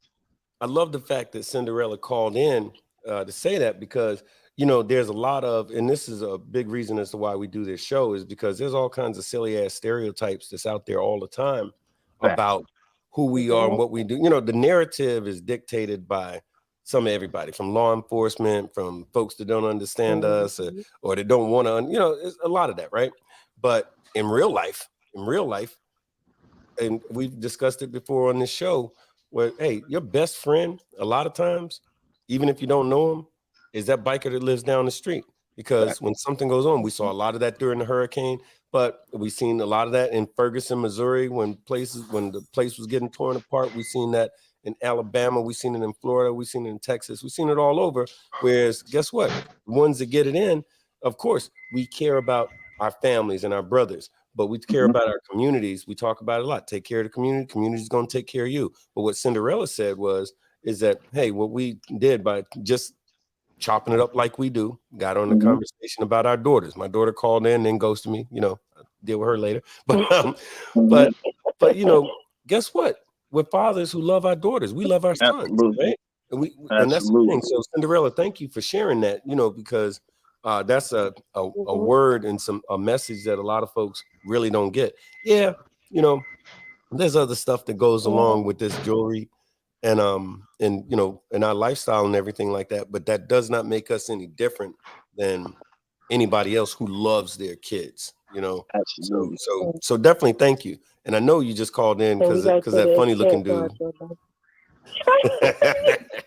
Because as I tell you, I was like, I'm agreeing with everything you're saying, but I get so long-winded, like I can talk your ears off. I probably do, but I can try to keep it short. But No, that's hot. don't judge a book by a cover because Yo, Cinderella, let me ask you, you got the book? I don't. I didn't know about it until I jumped on the podcast, and I was really so sorry. But hearing you talk about it, hearing your passion for it, how you are so. Your lingo is so well, and you're just so passionate about it. And like you said, like you have 2 girls, and your book was like your third baby. I get that because you probably put your all into it, your thoughts and your nights, your blood, sweat, and tears. So I am going on Amazon, and I'm going to purchase it. Bang. I appreciate you. And I hope when I see you will sign it for me. I'm gonna say this straight up. Being that you're the first caller that we took, and it was some real shit that you just spoke on. Send me your address. That book's on me. You know what I mean? I'm gonna send it to you for free, and I'm gonna autograph it. You know what I mean? Thanks. Thank you. Thanks. I will do that. And I will see your Facebook friends. I'm gonna add you in that, but I appreciate that. And wow. If you add me and I don't add you, don't get all weird about it. You know what I'm saying? I don't add a motherfucker. It is what it is. But message me on Facebook Messenger. Sit there and be like, yo, I called in on the show, bam, bam, bam, and I'll sit there and go from there. You know what I mean? Salute to you. I'll tell you something else, Hood. And Cinderella, thank you for joining us tonight. We definitely appreciate it. And I think one of the other sisters is just gave us a shout out too. It's Lenora Sanders, or as you were, Constance Walk. Constance, yeah, that's your sister. She said, "Hey, sponsor." Hey, sponsor, Archbishop and Big Bro Bone. That's what's up. But listen, I love your podcast, and again, thank you, because I think, again, I'm sorry if I reiterate things, but a reason why bikers understand when you portray, just like some Black people in the media, how we're portrayed, you're portrayed as the bad guy, and they don't realize that, again, your fathers, your sons, your people in the church community, you business owners, your people at the end of the day. So don't judge a book by its cover. You get to know some of these people, you see how really awesome they really are. And thank you so much. And and definitely please keep watching, share it with folks. We got some shit we want to share with some folks that actually putting good word out there makes our life easier. Speaking of which, we're probably going to be getting with you sometime soon, because we're gonna me and Archbishop are planning to do a show about women on the set, and so that's definitely a thing. And Archbishop was very clear. He said, no matter what you do, don't tell Cinderella, don't have her up in here. No, I'm just Hey, man. I didn't say that. I'm an angel. I didn't say that. But you know what, though? While we got her on the phone, we do need to give her a shout out, because if everybody who's been following us on Instagram, Facebook, TikTok, all that, you've noticed that we've been posting some stuff here lately. We've been posting some different pictures. We've been posting another intro video, stuff like that. Yeah.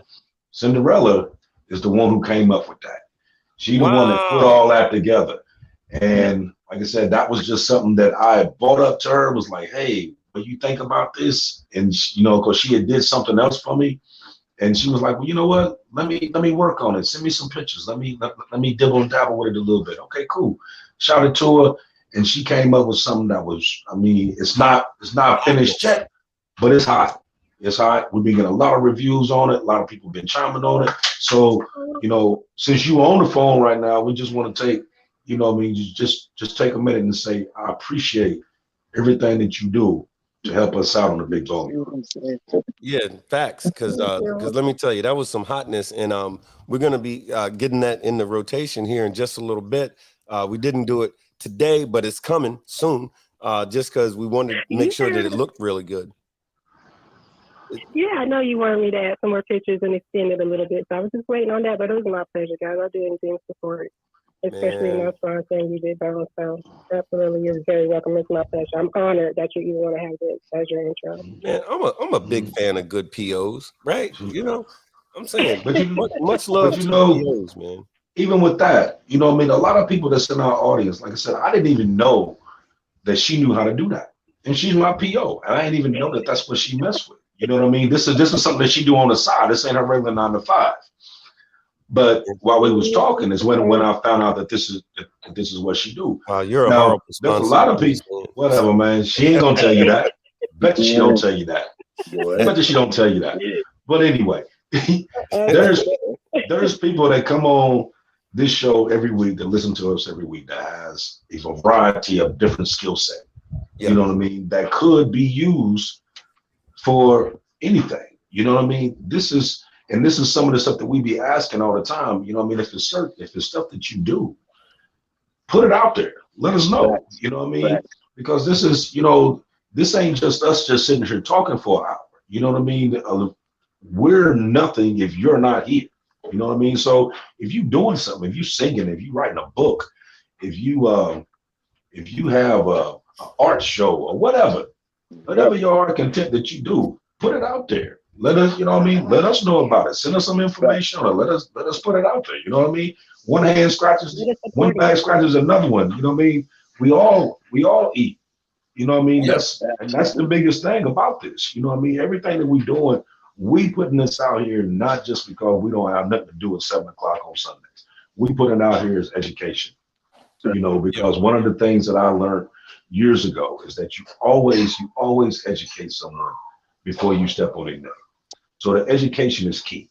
So we're on here, not only educating, but we're keeping you from having to go through the experiences that we went through during these years that we've been out here on this road to help you not only have a better track, but have a more understanding of the old ways to do it, bringing a lot of this stuff back to the old ways of seeing things, because that was always, it seems to me like, yes, you have new age changes, but you need old answers to solve new age problems. You know what I mean? And it's just, so this is why we're on here. You know what I mean? It's a couple of old men, but it's a couple of old men with a little bit of knowledge. And we may not be the expert on everything, but we got our PhD for a whole lot of stuff out here in these streets and on these bikes and in life. You know what I mean? I'm a doctor of life, of facts, of wisdom. So we're putting this out to everybody just for that, so that you can get that. You know what I mean? Basically just how Hood just said, putting it all in writing, so that way if anything ever happened to you, you got everlasting. Everybody knows this is what this is too, because you can go back anytime and pull this video up, and you can listen to us talking over here and the knowledge and stuff that we're giving out. This is something that can never be taken away. It's all, once it's done. You can always go back and read it. So even for our children that's growing up, you know what I mean? I got a 5-year-old that's growing. You know what I mean? Anything ever happened and she's like, oh, you know what I mean? I never knew what my daddy was like. You know what? Here you go. That's your daddy right there. You know what I mean? My son is 17 years old. You know what I mean? He's getting ready to go to college. He doing his work. But guess what? He can tune in on Sunday though, because he see his daddy in rare form. I may not see you every day because you in college. Yeah. But you see me every Sunday, and we talking. You know what I mean? And I'm spitting that knowledge to you. You know what I mean? Because this is something that not only the MC world to understand, but I'm, just like you said, it was gems in your book that you put out, little gems. And that's something that we put out in here. It's a little gem, and you take out of it what you take out of it. You know what I mean? The old heads used to say, you eat the meat and you throw away the bones. Take away what you need out of this. Yeah. Use it for what you need it for. Yep. Yep. That's what I said in the book. Like you might get something out of this, or you might not. I don't give a fuck. I wrote this shit for my words to be encapsulated for my daughters. You know what I mean? But as the support clubs and the 1% clubs and the fucking our organization, all the people who tapped in and was like, yo, mandatory reading. Like there's clubs, this is mandatory reading for them. That shit's wild to me. Humble, respect, humble, but beautiful. You know what I mean? That means what I tried to deliver got received. You know what I'm saying? And Archbishop, bro, you nailing it like a motherfucker. Swear to God. Bro. Like It's big business over here. You know what I mean? Like yeah, like you know what I mean? We know because we in it. And as we sit there and grow the way we growing, there's a reason. Mm-hmm. And this is it. All the other fugazis that sit there and try to blah blah blah, like and think it's about being a fucking hard body and doing all this dumb shit. Listen, man, like that's not our goal. That's not what we doing. We not on that shit, but we are on that shit if you on that shit. But this is what we doing, man. So I gotta take an interruption real quick and shout out to bro Prophet, right? I gotta call him out because as you spoke on what you just spoke, as you just spoke on what you just said, listen, Prophet had this idea, man. It's called a black book. Anybody who got a business in the nation, who's black, period, put your information in wherever you're located, and we'll tap into your business before we go to somebody else's business. And it would be a little thing, a little book that you got maybe in your saddlebag. And as you go to Ohio, or you go to Kentucky, or you go to New York, or you go to New Jersey, you go to Cali, you go to Florida, you go wherever you go, here is businesses owned or starting by our people that will go there for that resource before we go somewhere else. And here's the address, and here's the contact number. I've been beating this man in the head like, bruh, collect that shit, collect the information. I will personally, I apparently am an author and shit. I'll sit there and make the fucking book. You know what I mean? I'll make the book. I'm not going to let that fall to the wayside. Yo, Hood. I beat that man in the head all the time. I'm not going to let you fall to the wayside, Prophet. I'm on your ass, bro. Bang. Yo, Hood, I'm going to tell you, it's crazy you say that because I remember really it's been a couple of 3 years ago that I first heard about Prophet talking about this black book.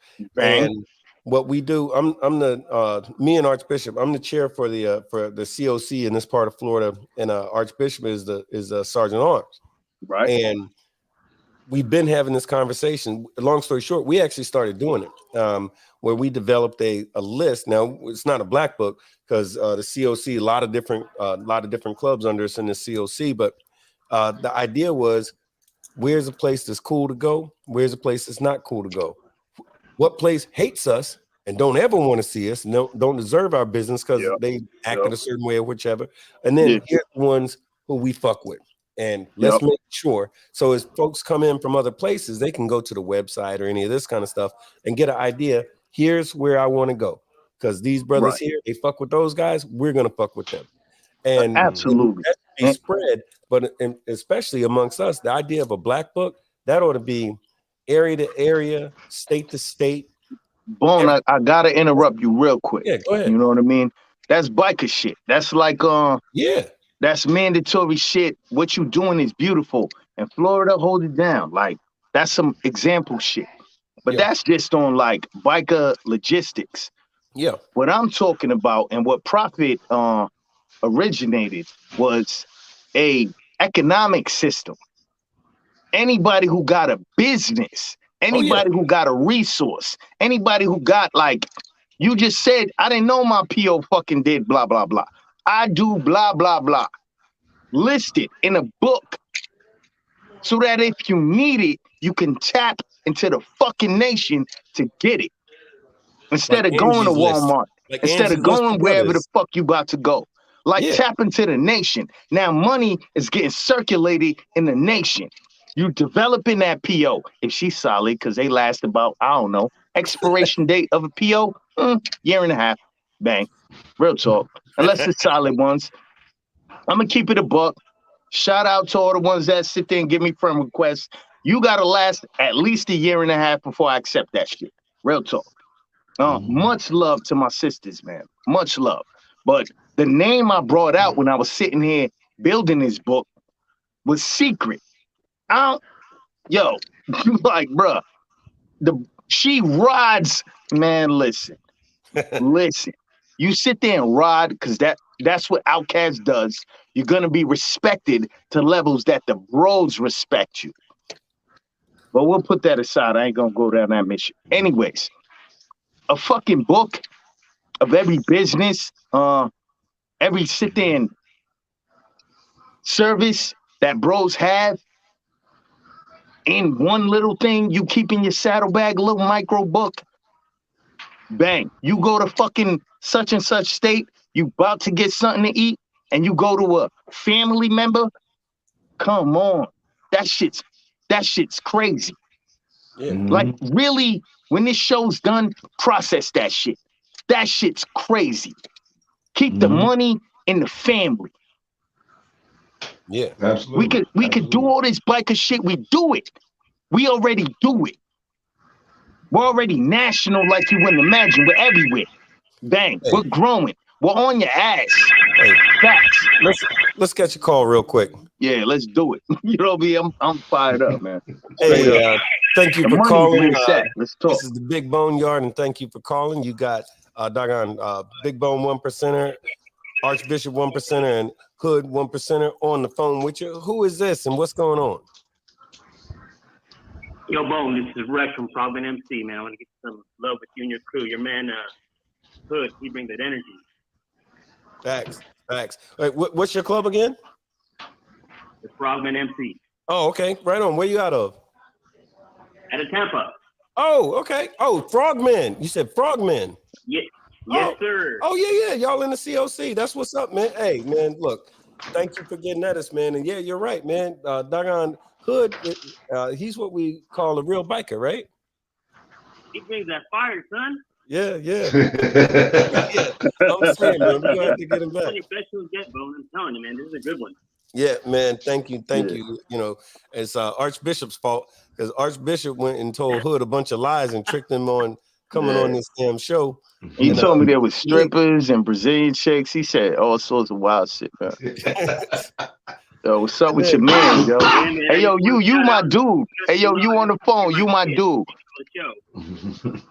Right on. That's what's up, man. Well, man, You got the book, bro? Hit me up when you have time, man. Hey, hold on. Hood is asking you, do you have his book yet? I do not, sir. Get it. All right. I'll tell you what. We got the info on right here on this right here. In fact, I'm going to throw it up. You can catch it on Amazon, but it's better just to get it at Hood directly, and so that way you can get this. This book. It is absolutely worth your while. It is absolutely worth your while. Get it. Encourage your friends to get it. Tell them watch this show or get the book. But it's just good stuff there, man. And Frogman MC, for those of y'all that don't know, solid freaking club. And for those of y'all that don't know what a frogman is, that's what they used to call Navy SEALs back in the day. These are the guys who, yeah. Hey, well, look, I'm doing all the talking. You say it. Tell us a little bit about you. Yes, sir. We're just a bunch of former and active duty retired Navy SEALs. We're just representing ourselves and wounded warriors from all the branches. Right on. And look, we dig what y'all do. We love it every time y'all come over to our house. We love seeing y'all, of course, at the COC, but of course at our house, man. So we appreciate it. And the fact that you're going to call in and express some love for my brother, man, we appreciate it big time. Definitely. Hey, yo, can he hear me? Sure. Much love. Yeah, he can hear you. Go ahead. All right, yo, listen, I'm a 1SG in this shit. You understand? Like, I'm a first sergeant in this shit. I 100% respect and love what y'all do. You know what I mean? And I'm still plugged in. So I want you specifically to hit my messenger, Hood Loto, bang, on Facebook Messenger, and we're gonna do some other things for support of all service members. You know what I mean? Word, I got you. Yeah, bang, hit me, real talk.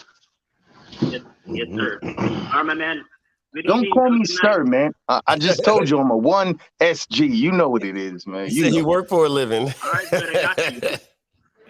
Right on, man. Hey, thanks for hitting us up, man. Much love to Frogman MC. Love absolutely. Them cats get it in, man. Absolutely. Before, during, they get it in. And salute to the groups. Salute to man. Listen. All right, go ahead. You know, I was gonna drop something out here when you was talking about what Prophet was talking about the Black Book. you know, what a lot of the people that's online right now probably don't know is that back in the day they had something called the Green Book. Yep. In the Green Book, it was like the Bible to the black folks because it was back during the Jim Crow era, enabling black travelers for lodging, businesses, gas stations, stuff like that. That was quote unquote Negro friendly during that time. So you knew where to go to, where not to go to. So on that synopsis, doing this black book, you dead on. You know what I mean? There's levels to this shit. That's what I'm saying. I don't understand. And when they sit there and try to figure out why Cass grows the way Cass grows, why Cass has the members it has, and why the Fugazis sit there, much love to the Fugazis. Do your thing. I'm not policing y'all. I don't got the energy no more. Y'all will kill yourselves. You know what I'm saying? Go ahead and kill yourselves. Because you don't have the foundation. You don't have that element of it.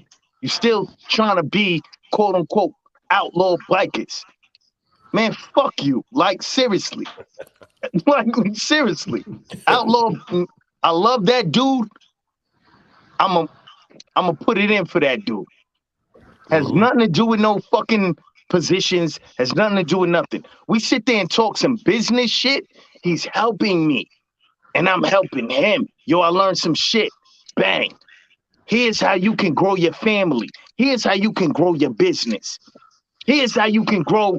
What was you talking about? You on some real estate shit? I got my mans in there on the military side of the fence. And I plug people in. And they're like, thank you. That man's going, when it goes down, that man's going to let him off for me. Hey, bro, and just because we got the same shit on our back, man, fuck you, bro. Like, come on, man. Like, you talking to a real one. Like, fuck out of here, bro.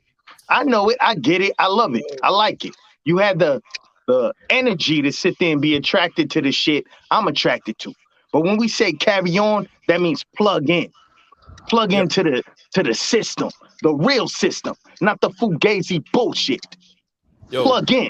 Stop fucking around with the broad shit, the PO dynamic, and getting caught up in that dumb shit. Plug in. Like real talk, plug in. Because there's a lot of solid motherfuckers out here. And what you think is solid is not solid. But you gonna learn. Yeah, you gonna learn. You gonna put in your work. I get it. I love it. All that shit. But when you plug in to grow yourself, your family, and this organization, then you contributing to the old man. Bang. Yo, real talk. Bolo said to tell you, said Hood. I don't know if you can read all this stuff. I can't read shit. Go ahead, man. He said Hood. Bolo on my ass. Go ahead. What I did, Bolo? No, nothing bad. He said he gonna be reaching out to you to get a copy of that book, sir. He did say you got a again. fucking copy, Bolo? Oh man. Fuck. That's what he said. Man. He said he gonna. Oh man. I know. You gonna get 10. My bad. You gonna get 5 copies, so you can give them out to all your peoples. Real talk. But some of your peoples got it. They holding out on you, Bolo. Talk to your fucking P, Bolo. Yeah, he got it, and his old lady got it. And we got pictures together, Bolo. Yeah. I'm calling you out, Bolo. Yeah. Go to your P. He got it. Bolo. Yeah, Bolo. You know what I'm saying? Now, respect, dude. Reach out, my dude. You got my number. If you don't got that shit, you already know. Right on. Hey, yeah, Archbishop, what you were saying about the Green Book, I was thinking my parents, but this back in the day, when I was a little kid, we used to travel all over the place. And at the time, I just thought that's what we did. But my folks had this book, and we would be going to places, moving from when we was down south, going up north, when we was up north, going down south. And like, I remember as a little kid, it was like always this thing where like my mother would pack up certain food, and there were certain things we would not make even though we liked it. And I heard her say one time, oh, well, that don't keep very well. And the reason was because you was traveling certain places. There was the next restaurant is X number of miles away, X number of states away. So we got this food, this stuff carries good. And then when it was time to use the bathroom, let's say you're in the car, right? You got to use the bathroom. We're little kids. And I remember my sisters having to hang out, basically open the door, go over here to go pee or whatever, and couldn't go all the way outside the door. and me and my brothers, we could run out there, pee real quick, get back in the car. I thought this was like a road game until I was much older, and I understood, oh, in certain areas, you can't stop there. You can't stop there. You ain't hanging out there. You ain't going to a restaurant there. You're not nothing there because it was a sundown town. So if the sun went down and you had a good tan like we got, you wasn't supposed to be in that town. But if you did go through a certain area, it was going to tell you, if you're in this particular area, don't go here. You got to go there. Because if you go to this wrong part, you ain't going to leave that wrong part. But so this green book was a very serious thing that a lot of folks had. And that was just the way that you moved. If you was going from point A to point B, if you didn't have that book, you had to go borrow it from somebody just so you could move. So now, flash forward, it's 2022. Act like we don't still need that. We still need it, but under a different way for a lot of reasons. For economic empowerment, and also for safety, economic empowerment, and also just supporting each other, you know? But yeah, go ahead, Hood. My bad. Boom. No. I love it. And the green book, that was survival on that sense. When we were sitting there getting shuffled and white motherfuckers that sit there and kill a motherfucker. Fuck you. This is black book. This is money. Money. That's the bottom line. That's the big line. That's the low line. Money. We bring money into this bitch. We already are doing all the other things, and we growing and surviving like a motherfucker. We bring businesses into this shit. It's a wrap. You get what I'm saying? About Harley? So real quick, like, go ahead. You already know, and I don't gotta go too crazy with it, but you already know the maneuvers that happen, the things we gotta pay for to sit there and live this beautiful life that we live. Now imagine the life sustains itself. Now imagine the life grows past itself. With all the beautiful elements in this equation of ours. And they grow. And we support that. And now you get food from so-and-so. Now that's a business. You get your work done on your bike from so-and-so. And that's a business. Like, this is straight money. The black book is money, because ultimately money is survival in this motherfucker. We already come equipped with all that other shit. We got that. Test it if you want to. We got that. Money, bro. Real talk. Money. Mm-hmm. Money.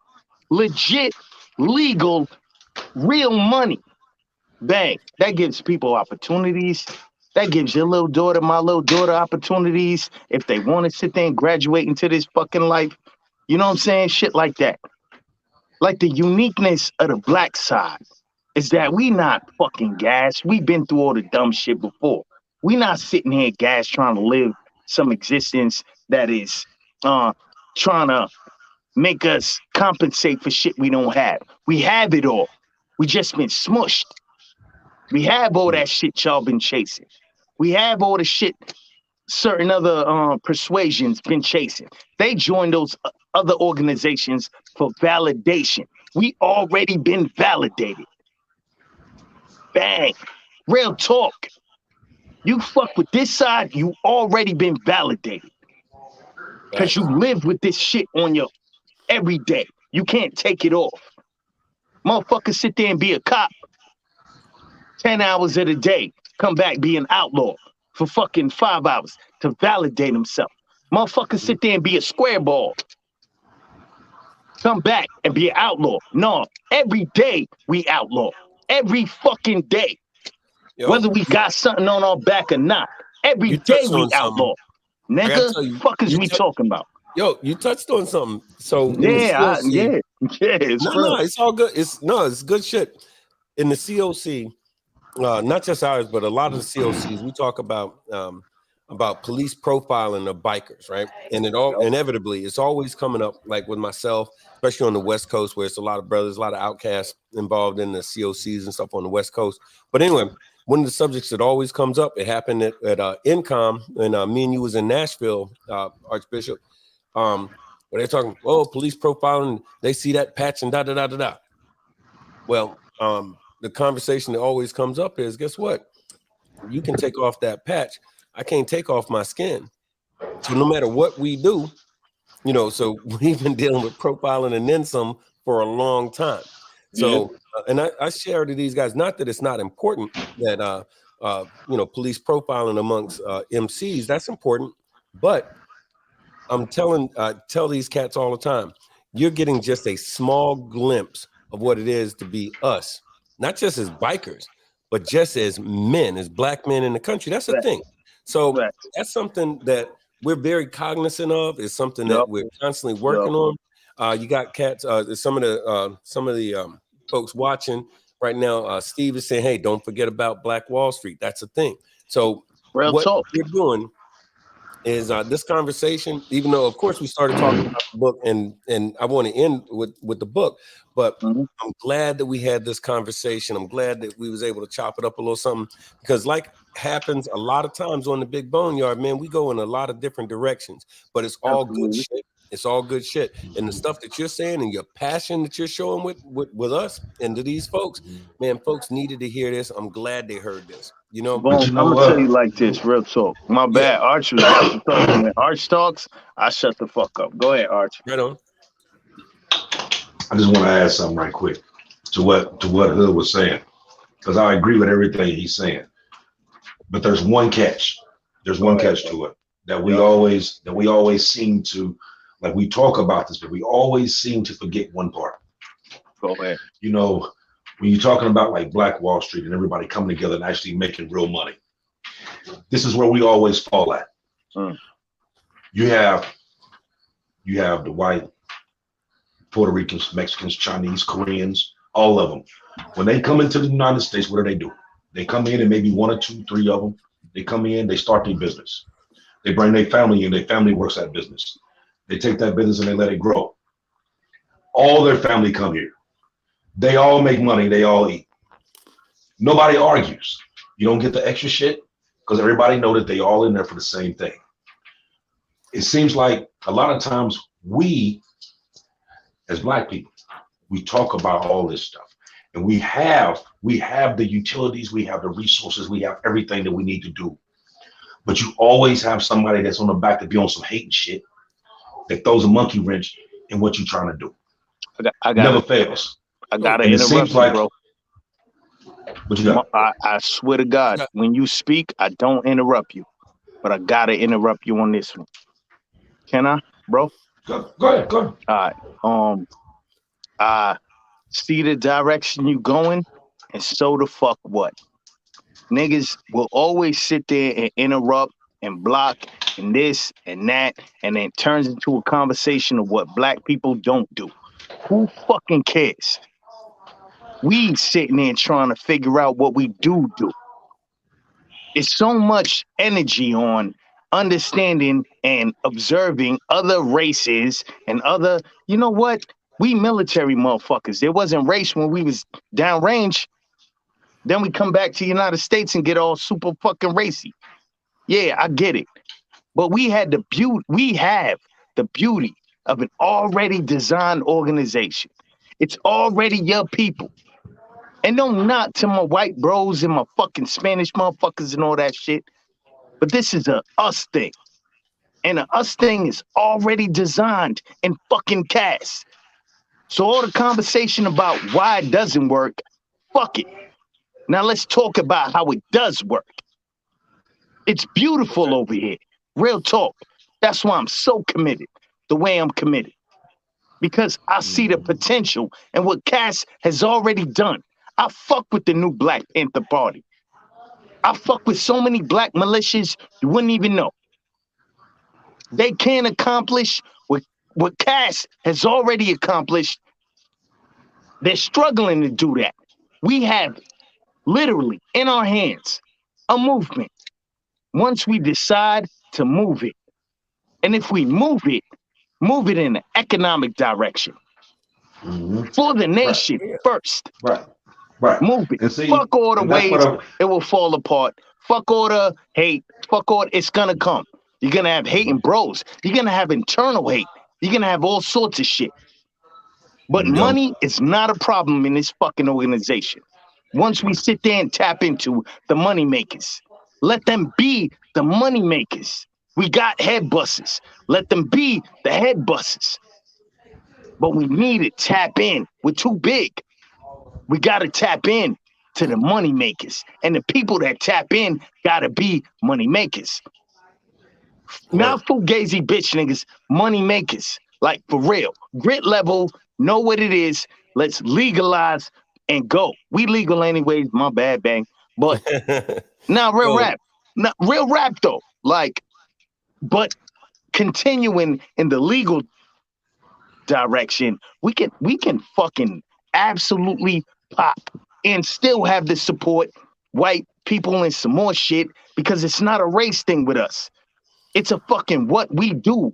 Like, the spirit of the old man is that we weren't afforded something and then we took it. That's like the American story.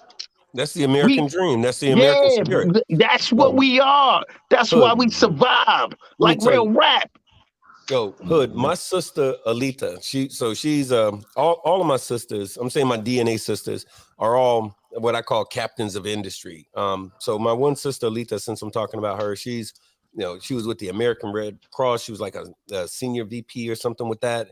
And she's a motivational speaker and runs a charity and all, you know, she's big time, right? She's an amazing black woman. What? Oh, yes, sir. In a big way. So her name's Alita. She runs a charity called A Sister's Place. It's about empowering diverse women to do wonderful things. And they've got a charity drive going on. I'm going to throw some shit on social media. I think I already did. But anyway, one of the things that she was telling me a while back was, when she's talking about organizations, one, you know, diversify, you know, make sure you have multiple streams of income.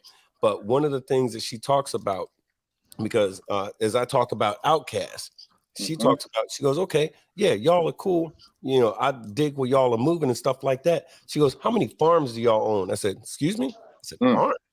Hell, I do anything. That shit. She said like this, and it blew my mind. And a while back, she said, listen, she says, y'all got the manpower. She goes, y'all got a lot of cats doing a lot of different things. Absolutely. This is my sister. She says, an army moves on its stomach. If it's the end of the world, how you gonna feed yourself? Yo, I love the girl. Like, much respect. Go ahead. I was like, what? She goes, brothers need to understand farming. If you don't have some brothers that know about farming and some sisters know about farming and making food, raising cattle, doing this, doing that, how you gonna feed yourself? She goes, you could be the baddest mofos in the world and you're still gonna be hungry at 5 p.m. and you're gonna need that. And then she talked about money. Yo, goes, bro, where's your money gonna come? She broke I'm gonna drop a gem right here. I want Bolo, I want all of them to pipe in.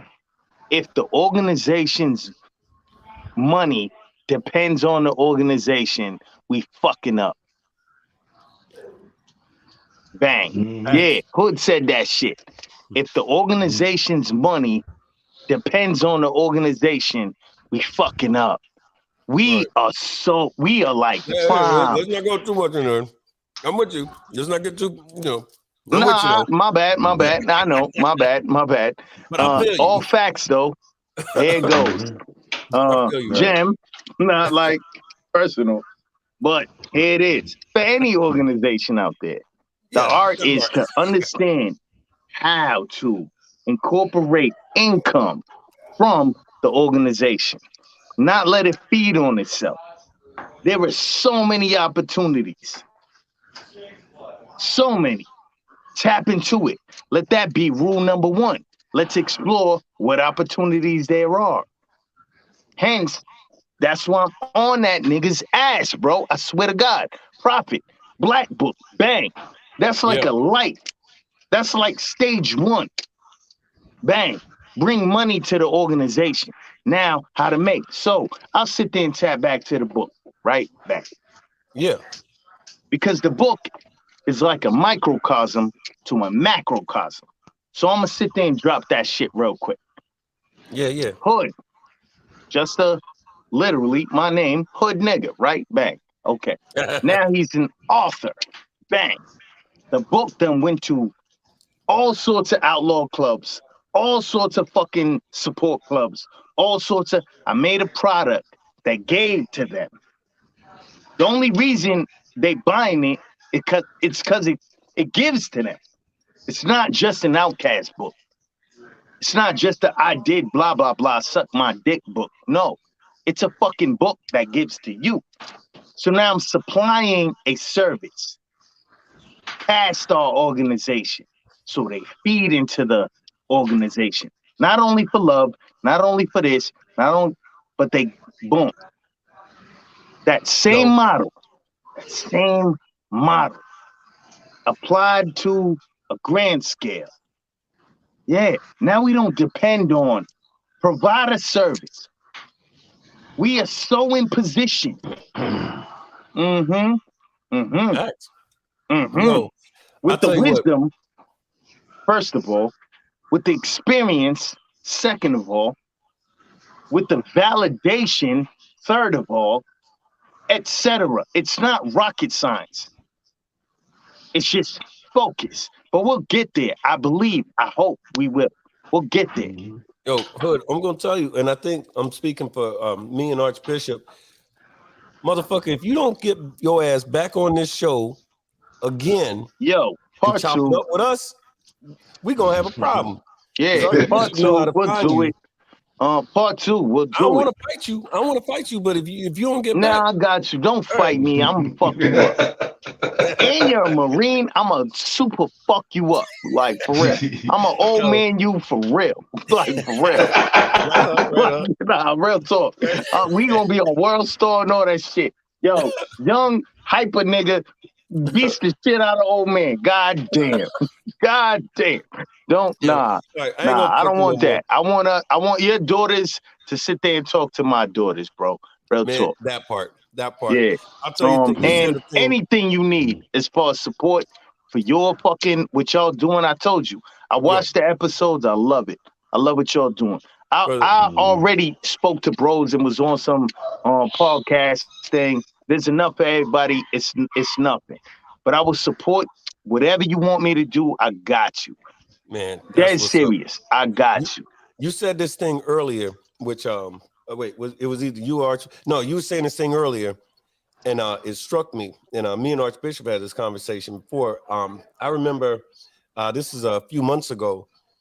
A bro from another chapter hit me up, and he said, "Hey, I'm calling you on the FaceTime joint." He called me on the FaceTime joint, and he was yelling at somebody. I was like, "What's going on?" And long story short, he shows me the camera. I'm looking at a bunch of probies, probates, prospects, but we got these probies, and they're sitting around in a clubhouse somewhere. And he says, "Yeah, they're watching," and it shows me the camera. And long story short, they're watching the Big Boneyard, and they're watching. Some of them got pen and paper and writing it down. He goes, "Oh yeah," he says, "we getting ready to tear in their ass as soon as this show is over." I'm like, "The hell?" Long story short, what they did, and I heard this from amongst us, and then from some other clubs in different places in different states, where it's cats watching us every week, and in fact, it's mandatory for their new dudes.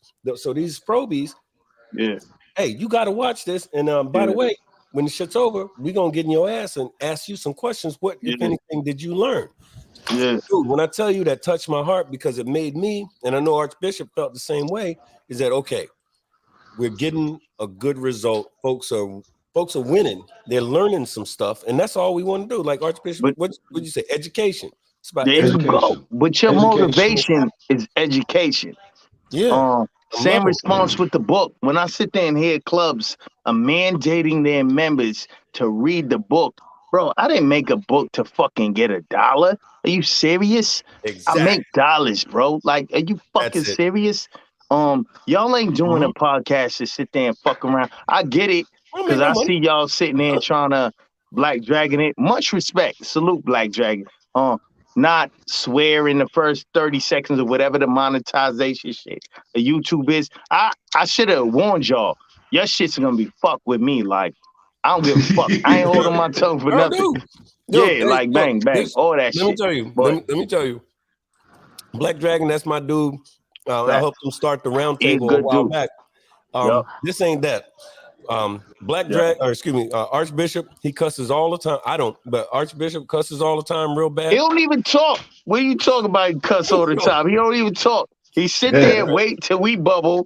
You're the like lively motherfucker. And then he sit there and drop some humble gem that shuts everybody the fuck down. We all gotta think about our lives. Shit like that. That's it. I swear to you, that's for it. real. I'm like bouncing off this. I'm like bouncing off the walls. Look, here, check this my Archbishop impersonation. Check this out. This is me doing Archbishop. Bang, bang, bang. Yup. Big back. Right. Let me tell you something. Yes. Boom. Big drop. Yeah. Big bomb. String big theory. jump. And the reason that you exist is because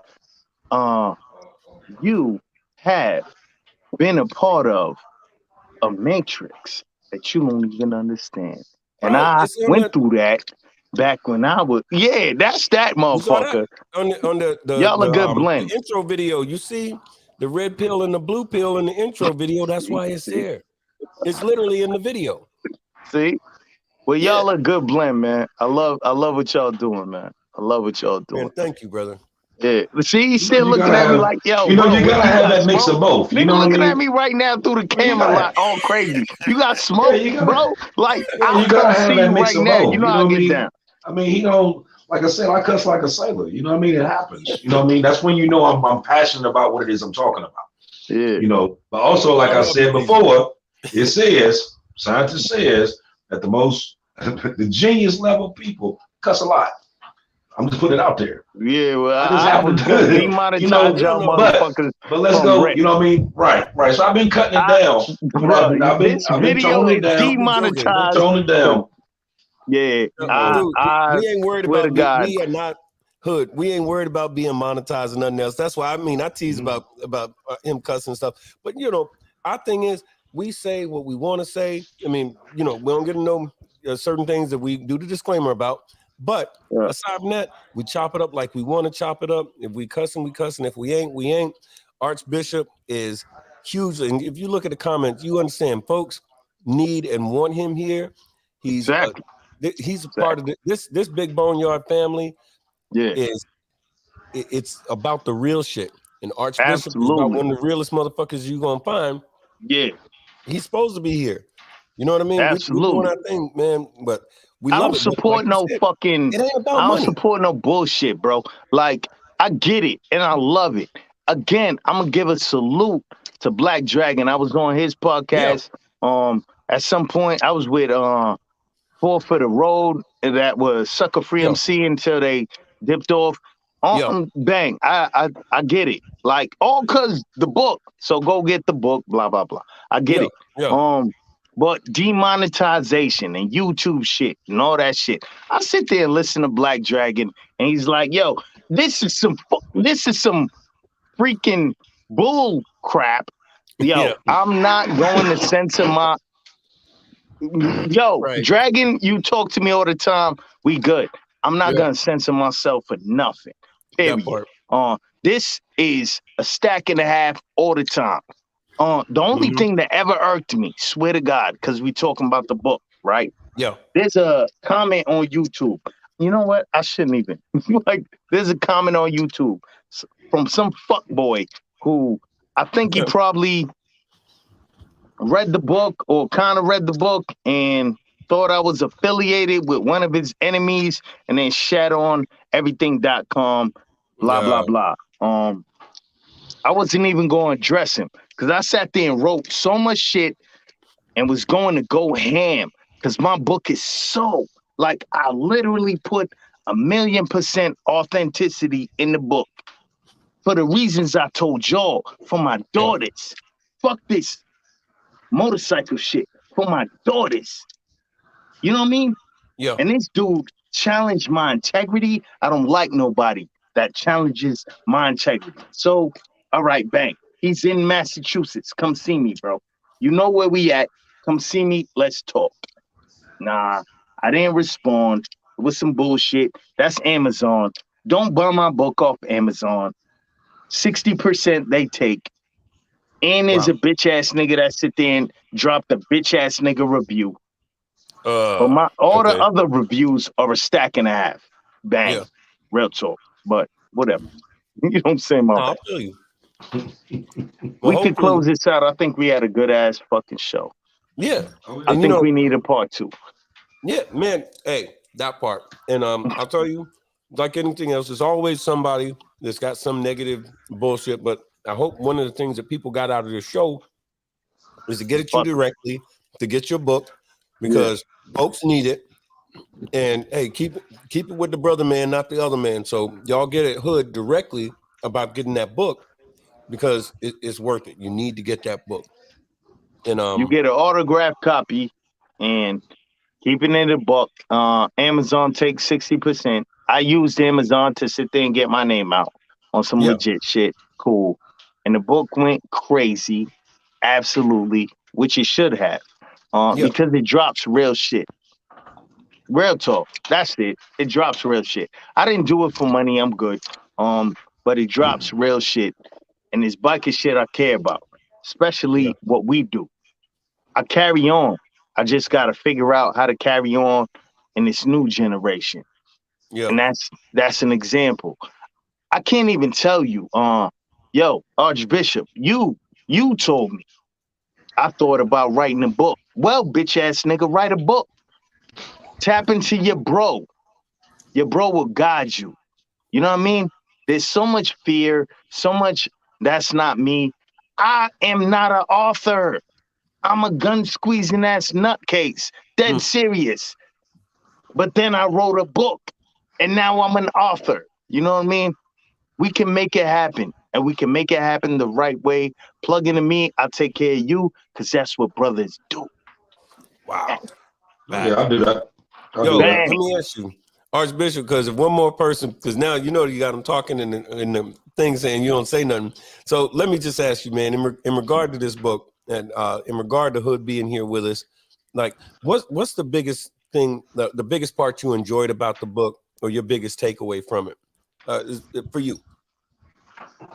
Well, my biggest takeaway from it was just as you reading it, like I said, you reading it and you going through the different states, and if you know the people that I know the people that he's talking about, so I know their attitudes, I know how they are, you know what I mean? So it's kind of like I'm going along with him on this ride. Like this could actually be, like if he actually made a movie out of this, I mean, I could see it actually doing something, being the fact that, you know, everybody that's been on the MC scene has actually broke state lines and rode out a tank of gas to see what it is that he's talking about and the stuff that happened.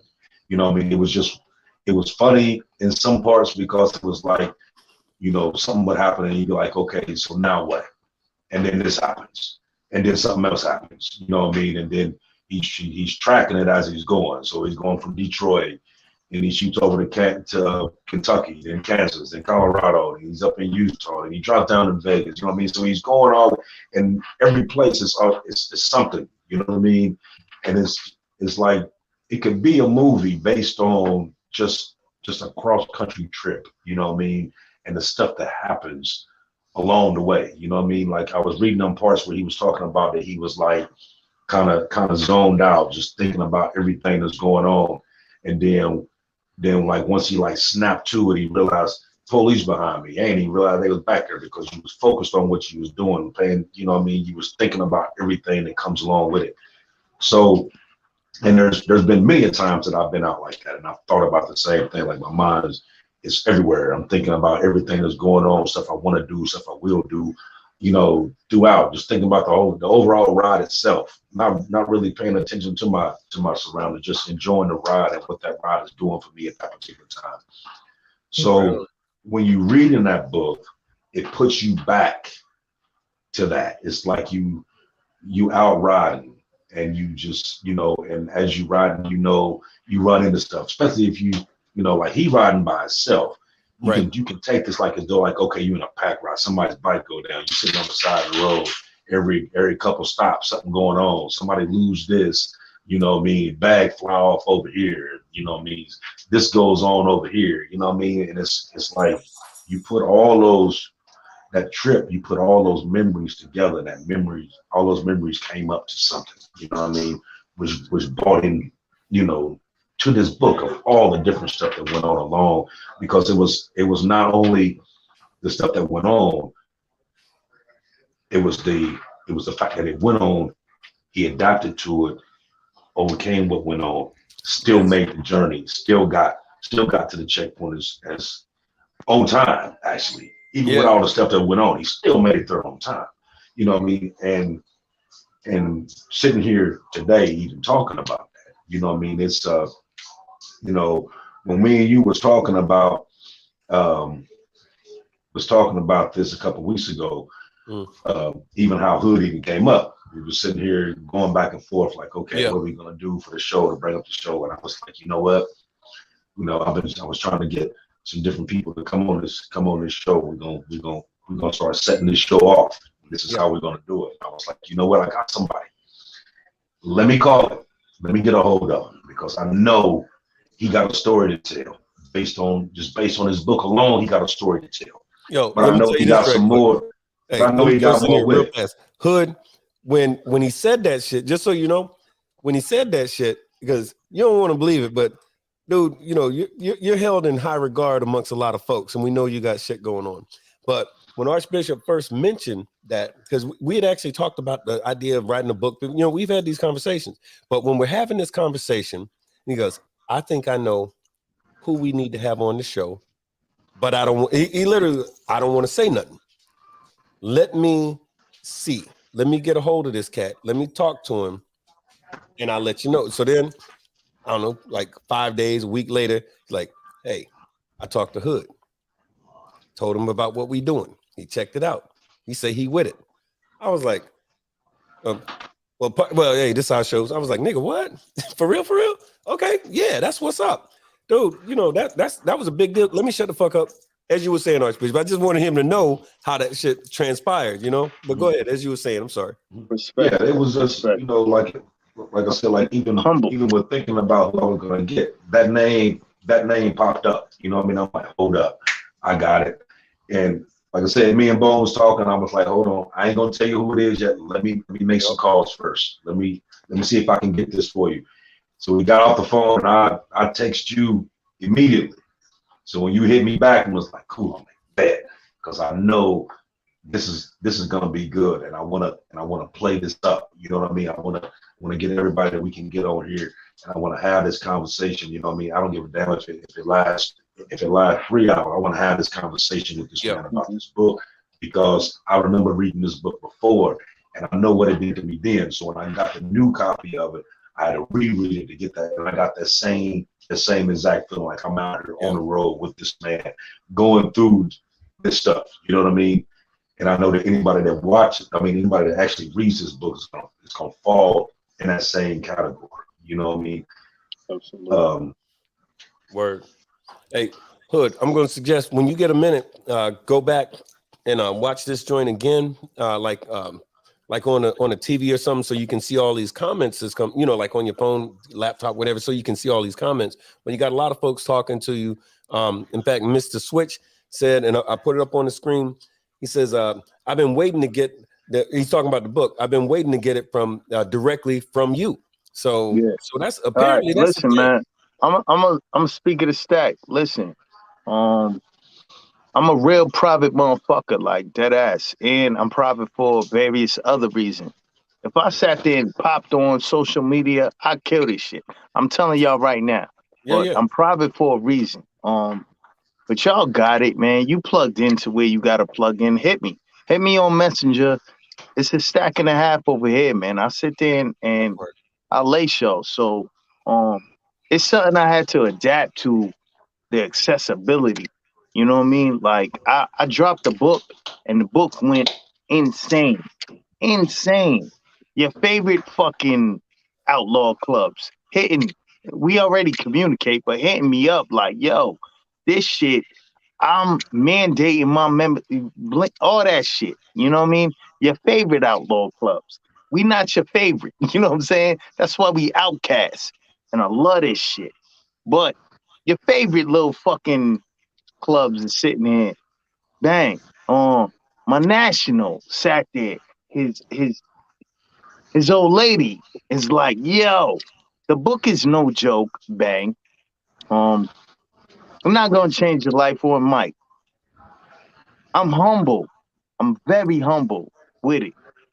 I'm adapting to being exposed to all of y'all. So Look. if your spirit's right, hit me. Messenger Hood Lodo. If I don't fuck with you, sorry. I'm a real dude. I'm a real human being. Bang. If I don't feel certain shit or I think you want some sucker shit, deuces. But hit me. And I'll Yeah. sit there and send you a book.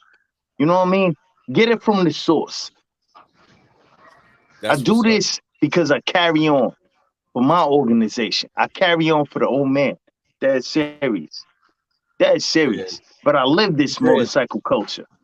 Bang. Go ahead. My bad. Dude, nah. That's it, man. Look, I'm over here like I'm drinking the juice. I'm putting money in the collection plate, all like that. I'm feeling that. Speaking of which, Big Red, the model, I put it up on the screen. She says, she Salute goes, to Big Red, man, man. yeah, you know Big Yo, Red.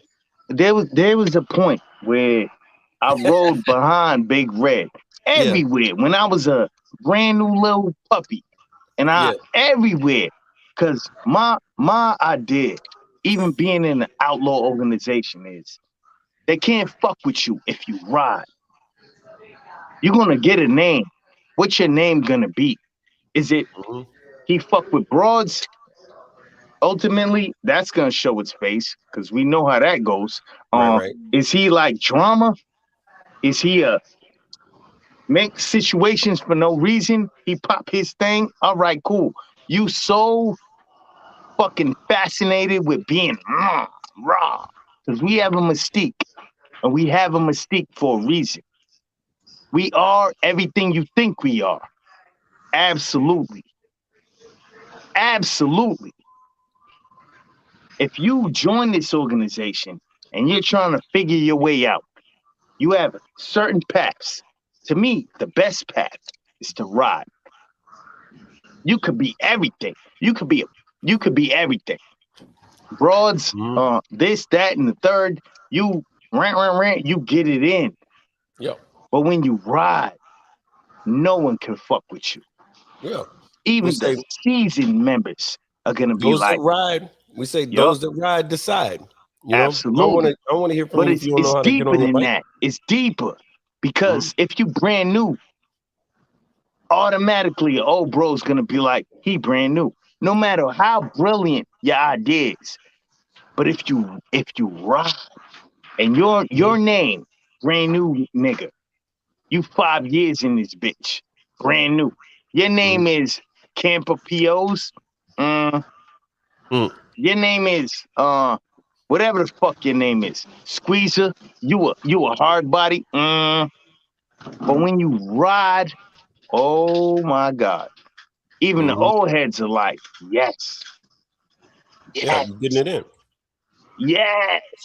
Hence why I could sit there and drop names. Like Dawn sat there, can I adopt you as my like can I adopt you is what bro said. Like, yo, you the first meetings was on your porch. The first meetings was on your house. He hitting me like, yo, we talking, can I adopt you? Like, can you be my little man?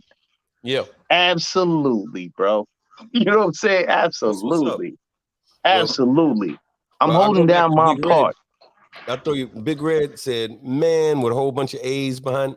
Like, man, I swear, this is my favorite part of Sundays. Real men spitting some real shit. I love this shit. Makes me even more proud to be attached to y'all brothers. So Big Red, you know, we appreciate hearing it. You know, we got big love for you. A lot of folks do. And wait. Where that quote came from Big Red? That's from Big Red. No. This is Big Red. Where it came from? Big Red and PO, not Big Red and Bro. The PO Big Red. That's the PO Big Red. Different one. I'm talking about the PO. Oh, all right. Bang. I've been around for a minute. Yo, Big Red. Like, you know what I mean? Not Big Red, Big Red. We talking about like not Big Red and Bro. Big Red property, Big Red. Different one. I didn't even catch that. Okay. My bad. Yo, Archbishop, got you. You something else. You're a gem. But Big Red in this entire nation. And I'm a fucking get it in type of dude. Big Red, made me understand what this was about without even talking to him. I had the opportunity to ride behind him. As a little pup, when I was in the honeymoon years, my 5 years in the fucking organization, solid as they come in my mind, ready, but learning. What I first learned was everywhere I went, that man was there.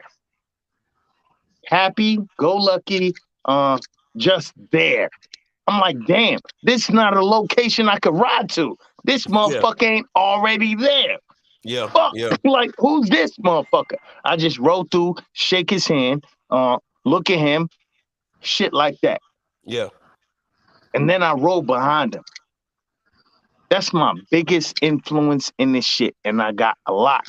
Niggas gonna feel some sort of way. I got grass. I got a lot of good people in my corner. But I'm me. I'm my own man. Bang. I'm an outlaw for real. I've been an outlaw my whole life. I came contributing to the club. Big Red, oh, that's my dude. R.I.P. Big Red is your example. Big Bear, absolutely. Cat, are you serious? You know what I mean? Like, what are we talking about, man? I'm ready to end this shit because I'm getting emotional off this shit. You know what I mean? By the book. Yeah. Yeah, I'm emotional off this shit. I live this shit. There's no club I've ever been a part of prior to this. I told y'all off the rip. So many clubs was like, yo, Hood, you gonna be, they didn't call me that, but Hood, you gonna sit there and fucking, you gonna ride with us. And I explored it. I explored a whole bunch of crap. I'm guaranteed in a bunch of clubs. You serious? Are you serious? Outcast is what Outcast is for a reason. For a reason. Yeah. That's for the rest of the world to figure out. Woo. But for us, yeah, let's capitalize on this shit. Man, let's make this shit mean something. Facts. Let's get to the money. Facts. Where we not eating off each other. Facts. We have all the tools. It's ready. It's in your hands. It's in our hands. We sit there and churn out anything. Anything. Fund it. Dead serious. The money. The money makes you ride, and we want to. Like, Outcasts are riding ass motherfuckers. A lot. A lot. Yeah. Yeah. Hey, yeah. I'll tell you, so our brother, Mr. Indeed. Y'all gonna get me fired up, man. No. Hey, man, Mr. Indeed, 1%, our brother here in Florida, wanted us to know the bonds of brotherhood is built on the road. That's a fact. And what do we do? Man, read the book. Read the book. Swear to God, read the book. I sit there, read the book. Salute to you, because you understand. Read the book. Get the book. Fuck. Again, it's fucking cross country and all the bullshit with it. Y'all like cross country and you fuck it up. I get it. It's cross country and all the bullshit with it. Man, that's what's up. It's not about just Outcasts, because your favorite fucking club, I swear, y'all clubs that bless you in have this book. Along with Sonny Barger and all that stuff, they have this book. Dead serious. I didn't know it was gonna pop like that. I just wrote look dead serious, honest ass book to the top, man. It's like the truth, and folks are gonna get something out of this book. And when you're talking the truth, when you keep into the stack like that, man, it means the world to those of us that this is important too.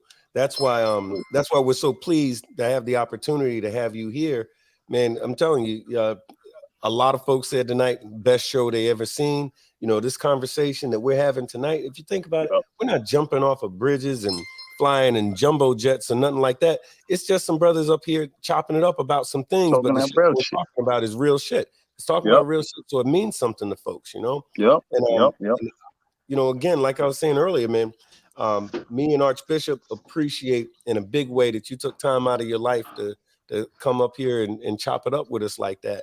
But we're gonna go ahead and wrap it up. We've been at it for a minute, for about 2 hours. But look, but it's okay. This was one of those damn sure worth it. And folks are still it was a good one. It needed to be done. Yeah, this was one of those. Right, so let's keep it a buck. Let's do it again. How about that? All right. Let's do it again. We'll set it up. We'll set it up off air. And but yeah, man. Matter of fact, when we wrap up the show, just hang around for a second. I ain't gonna hang around for shit. I got shit to do.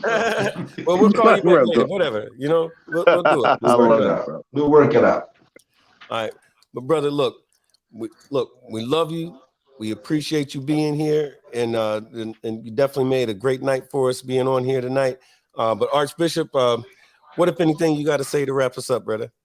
Well, I just want to remind everybody that on the 23rd of October, you're going to be on the Insane Throttle broadcast at 8 p.m. Yep. And I'm going to be on Insane Throttle on October 30th. So everybody, we're gonna still do the Big Boneyard, but after that, we're gonna go over and pay homage over and do our little thing over too. So get everybody to tune in on that. Otherwise, man, I think we did a damn good show. Yeah, I think we did a damn good show, Hood. Like always, brother, I appreciate you being here. We're gonna definitely do this shit again. Definitely. Yeah. And for everybody that hasn't read this book, man, get this book. I'm telling you, you're gonna love it. Get this book. That's real shit. And the feedback from the book, like, it's exactly what it should be. I was hesitant because I didn't know whether it would be embraced, but the way it transmitted itself from fucking club to club and this, that, and the third, and your fellow outlaw fucking, like, come on, let's get back to the real shit. Let's get back to riding. Let's get back to controlling this subculture of ours. Like, let's get back to the real shit. Real talk. Anyways, pleasure talking with y'all, bros. Anytime you want me back, I'll sit there and come back. Like, real talk. You know what I mean? Man, we appreciate it. We appreciate it in a huge way, man. So I got to tell y'all, this for me, this has been a excellent show and a wonderful opportunity to spend time with my brother, man, Hood. I'm telling you, man, we appreciate it. And of course, we're going to do it again. We're going to do this thing again real soon. And in the meantime, we're going to let y'all folks get on with the rest of your life. But we will be back a week from tonight, around about 7 p.m. We're bikers, so we be doing biker shit. It might not be at 7 o'clock on the dot or whatever like that. But, y'all know we'll be here. But in the meantime, on behalf of myself, Dr. Archbishop 1%er, and our special guest tonight, Hood 1%er, man, we thank y'all very much for being here and joining us. We appreciate it. For all y'all that support us, man, we appreciate it. Y'all keep watching us. Make sure you subscribe, share this show with all of your friends and folks. We're trying to hit 1,000 subscribers before the end of this month. So y'all help us out. Spread the word. Let folks know. Hit that like button. Make a comment. Share it with everybody. But in the meantime, on behalf of the Big Boneyard, peace, love, respect, and we'll catch y'all next go around. Welcome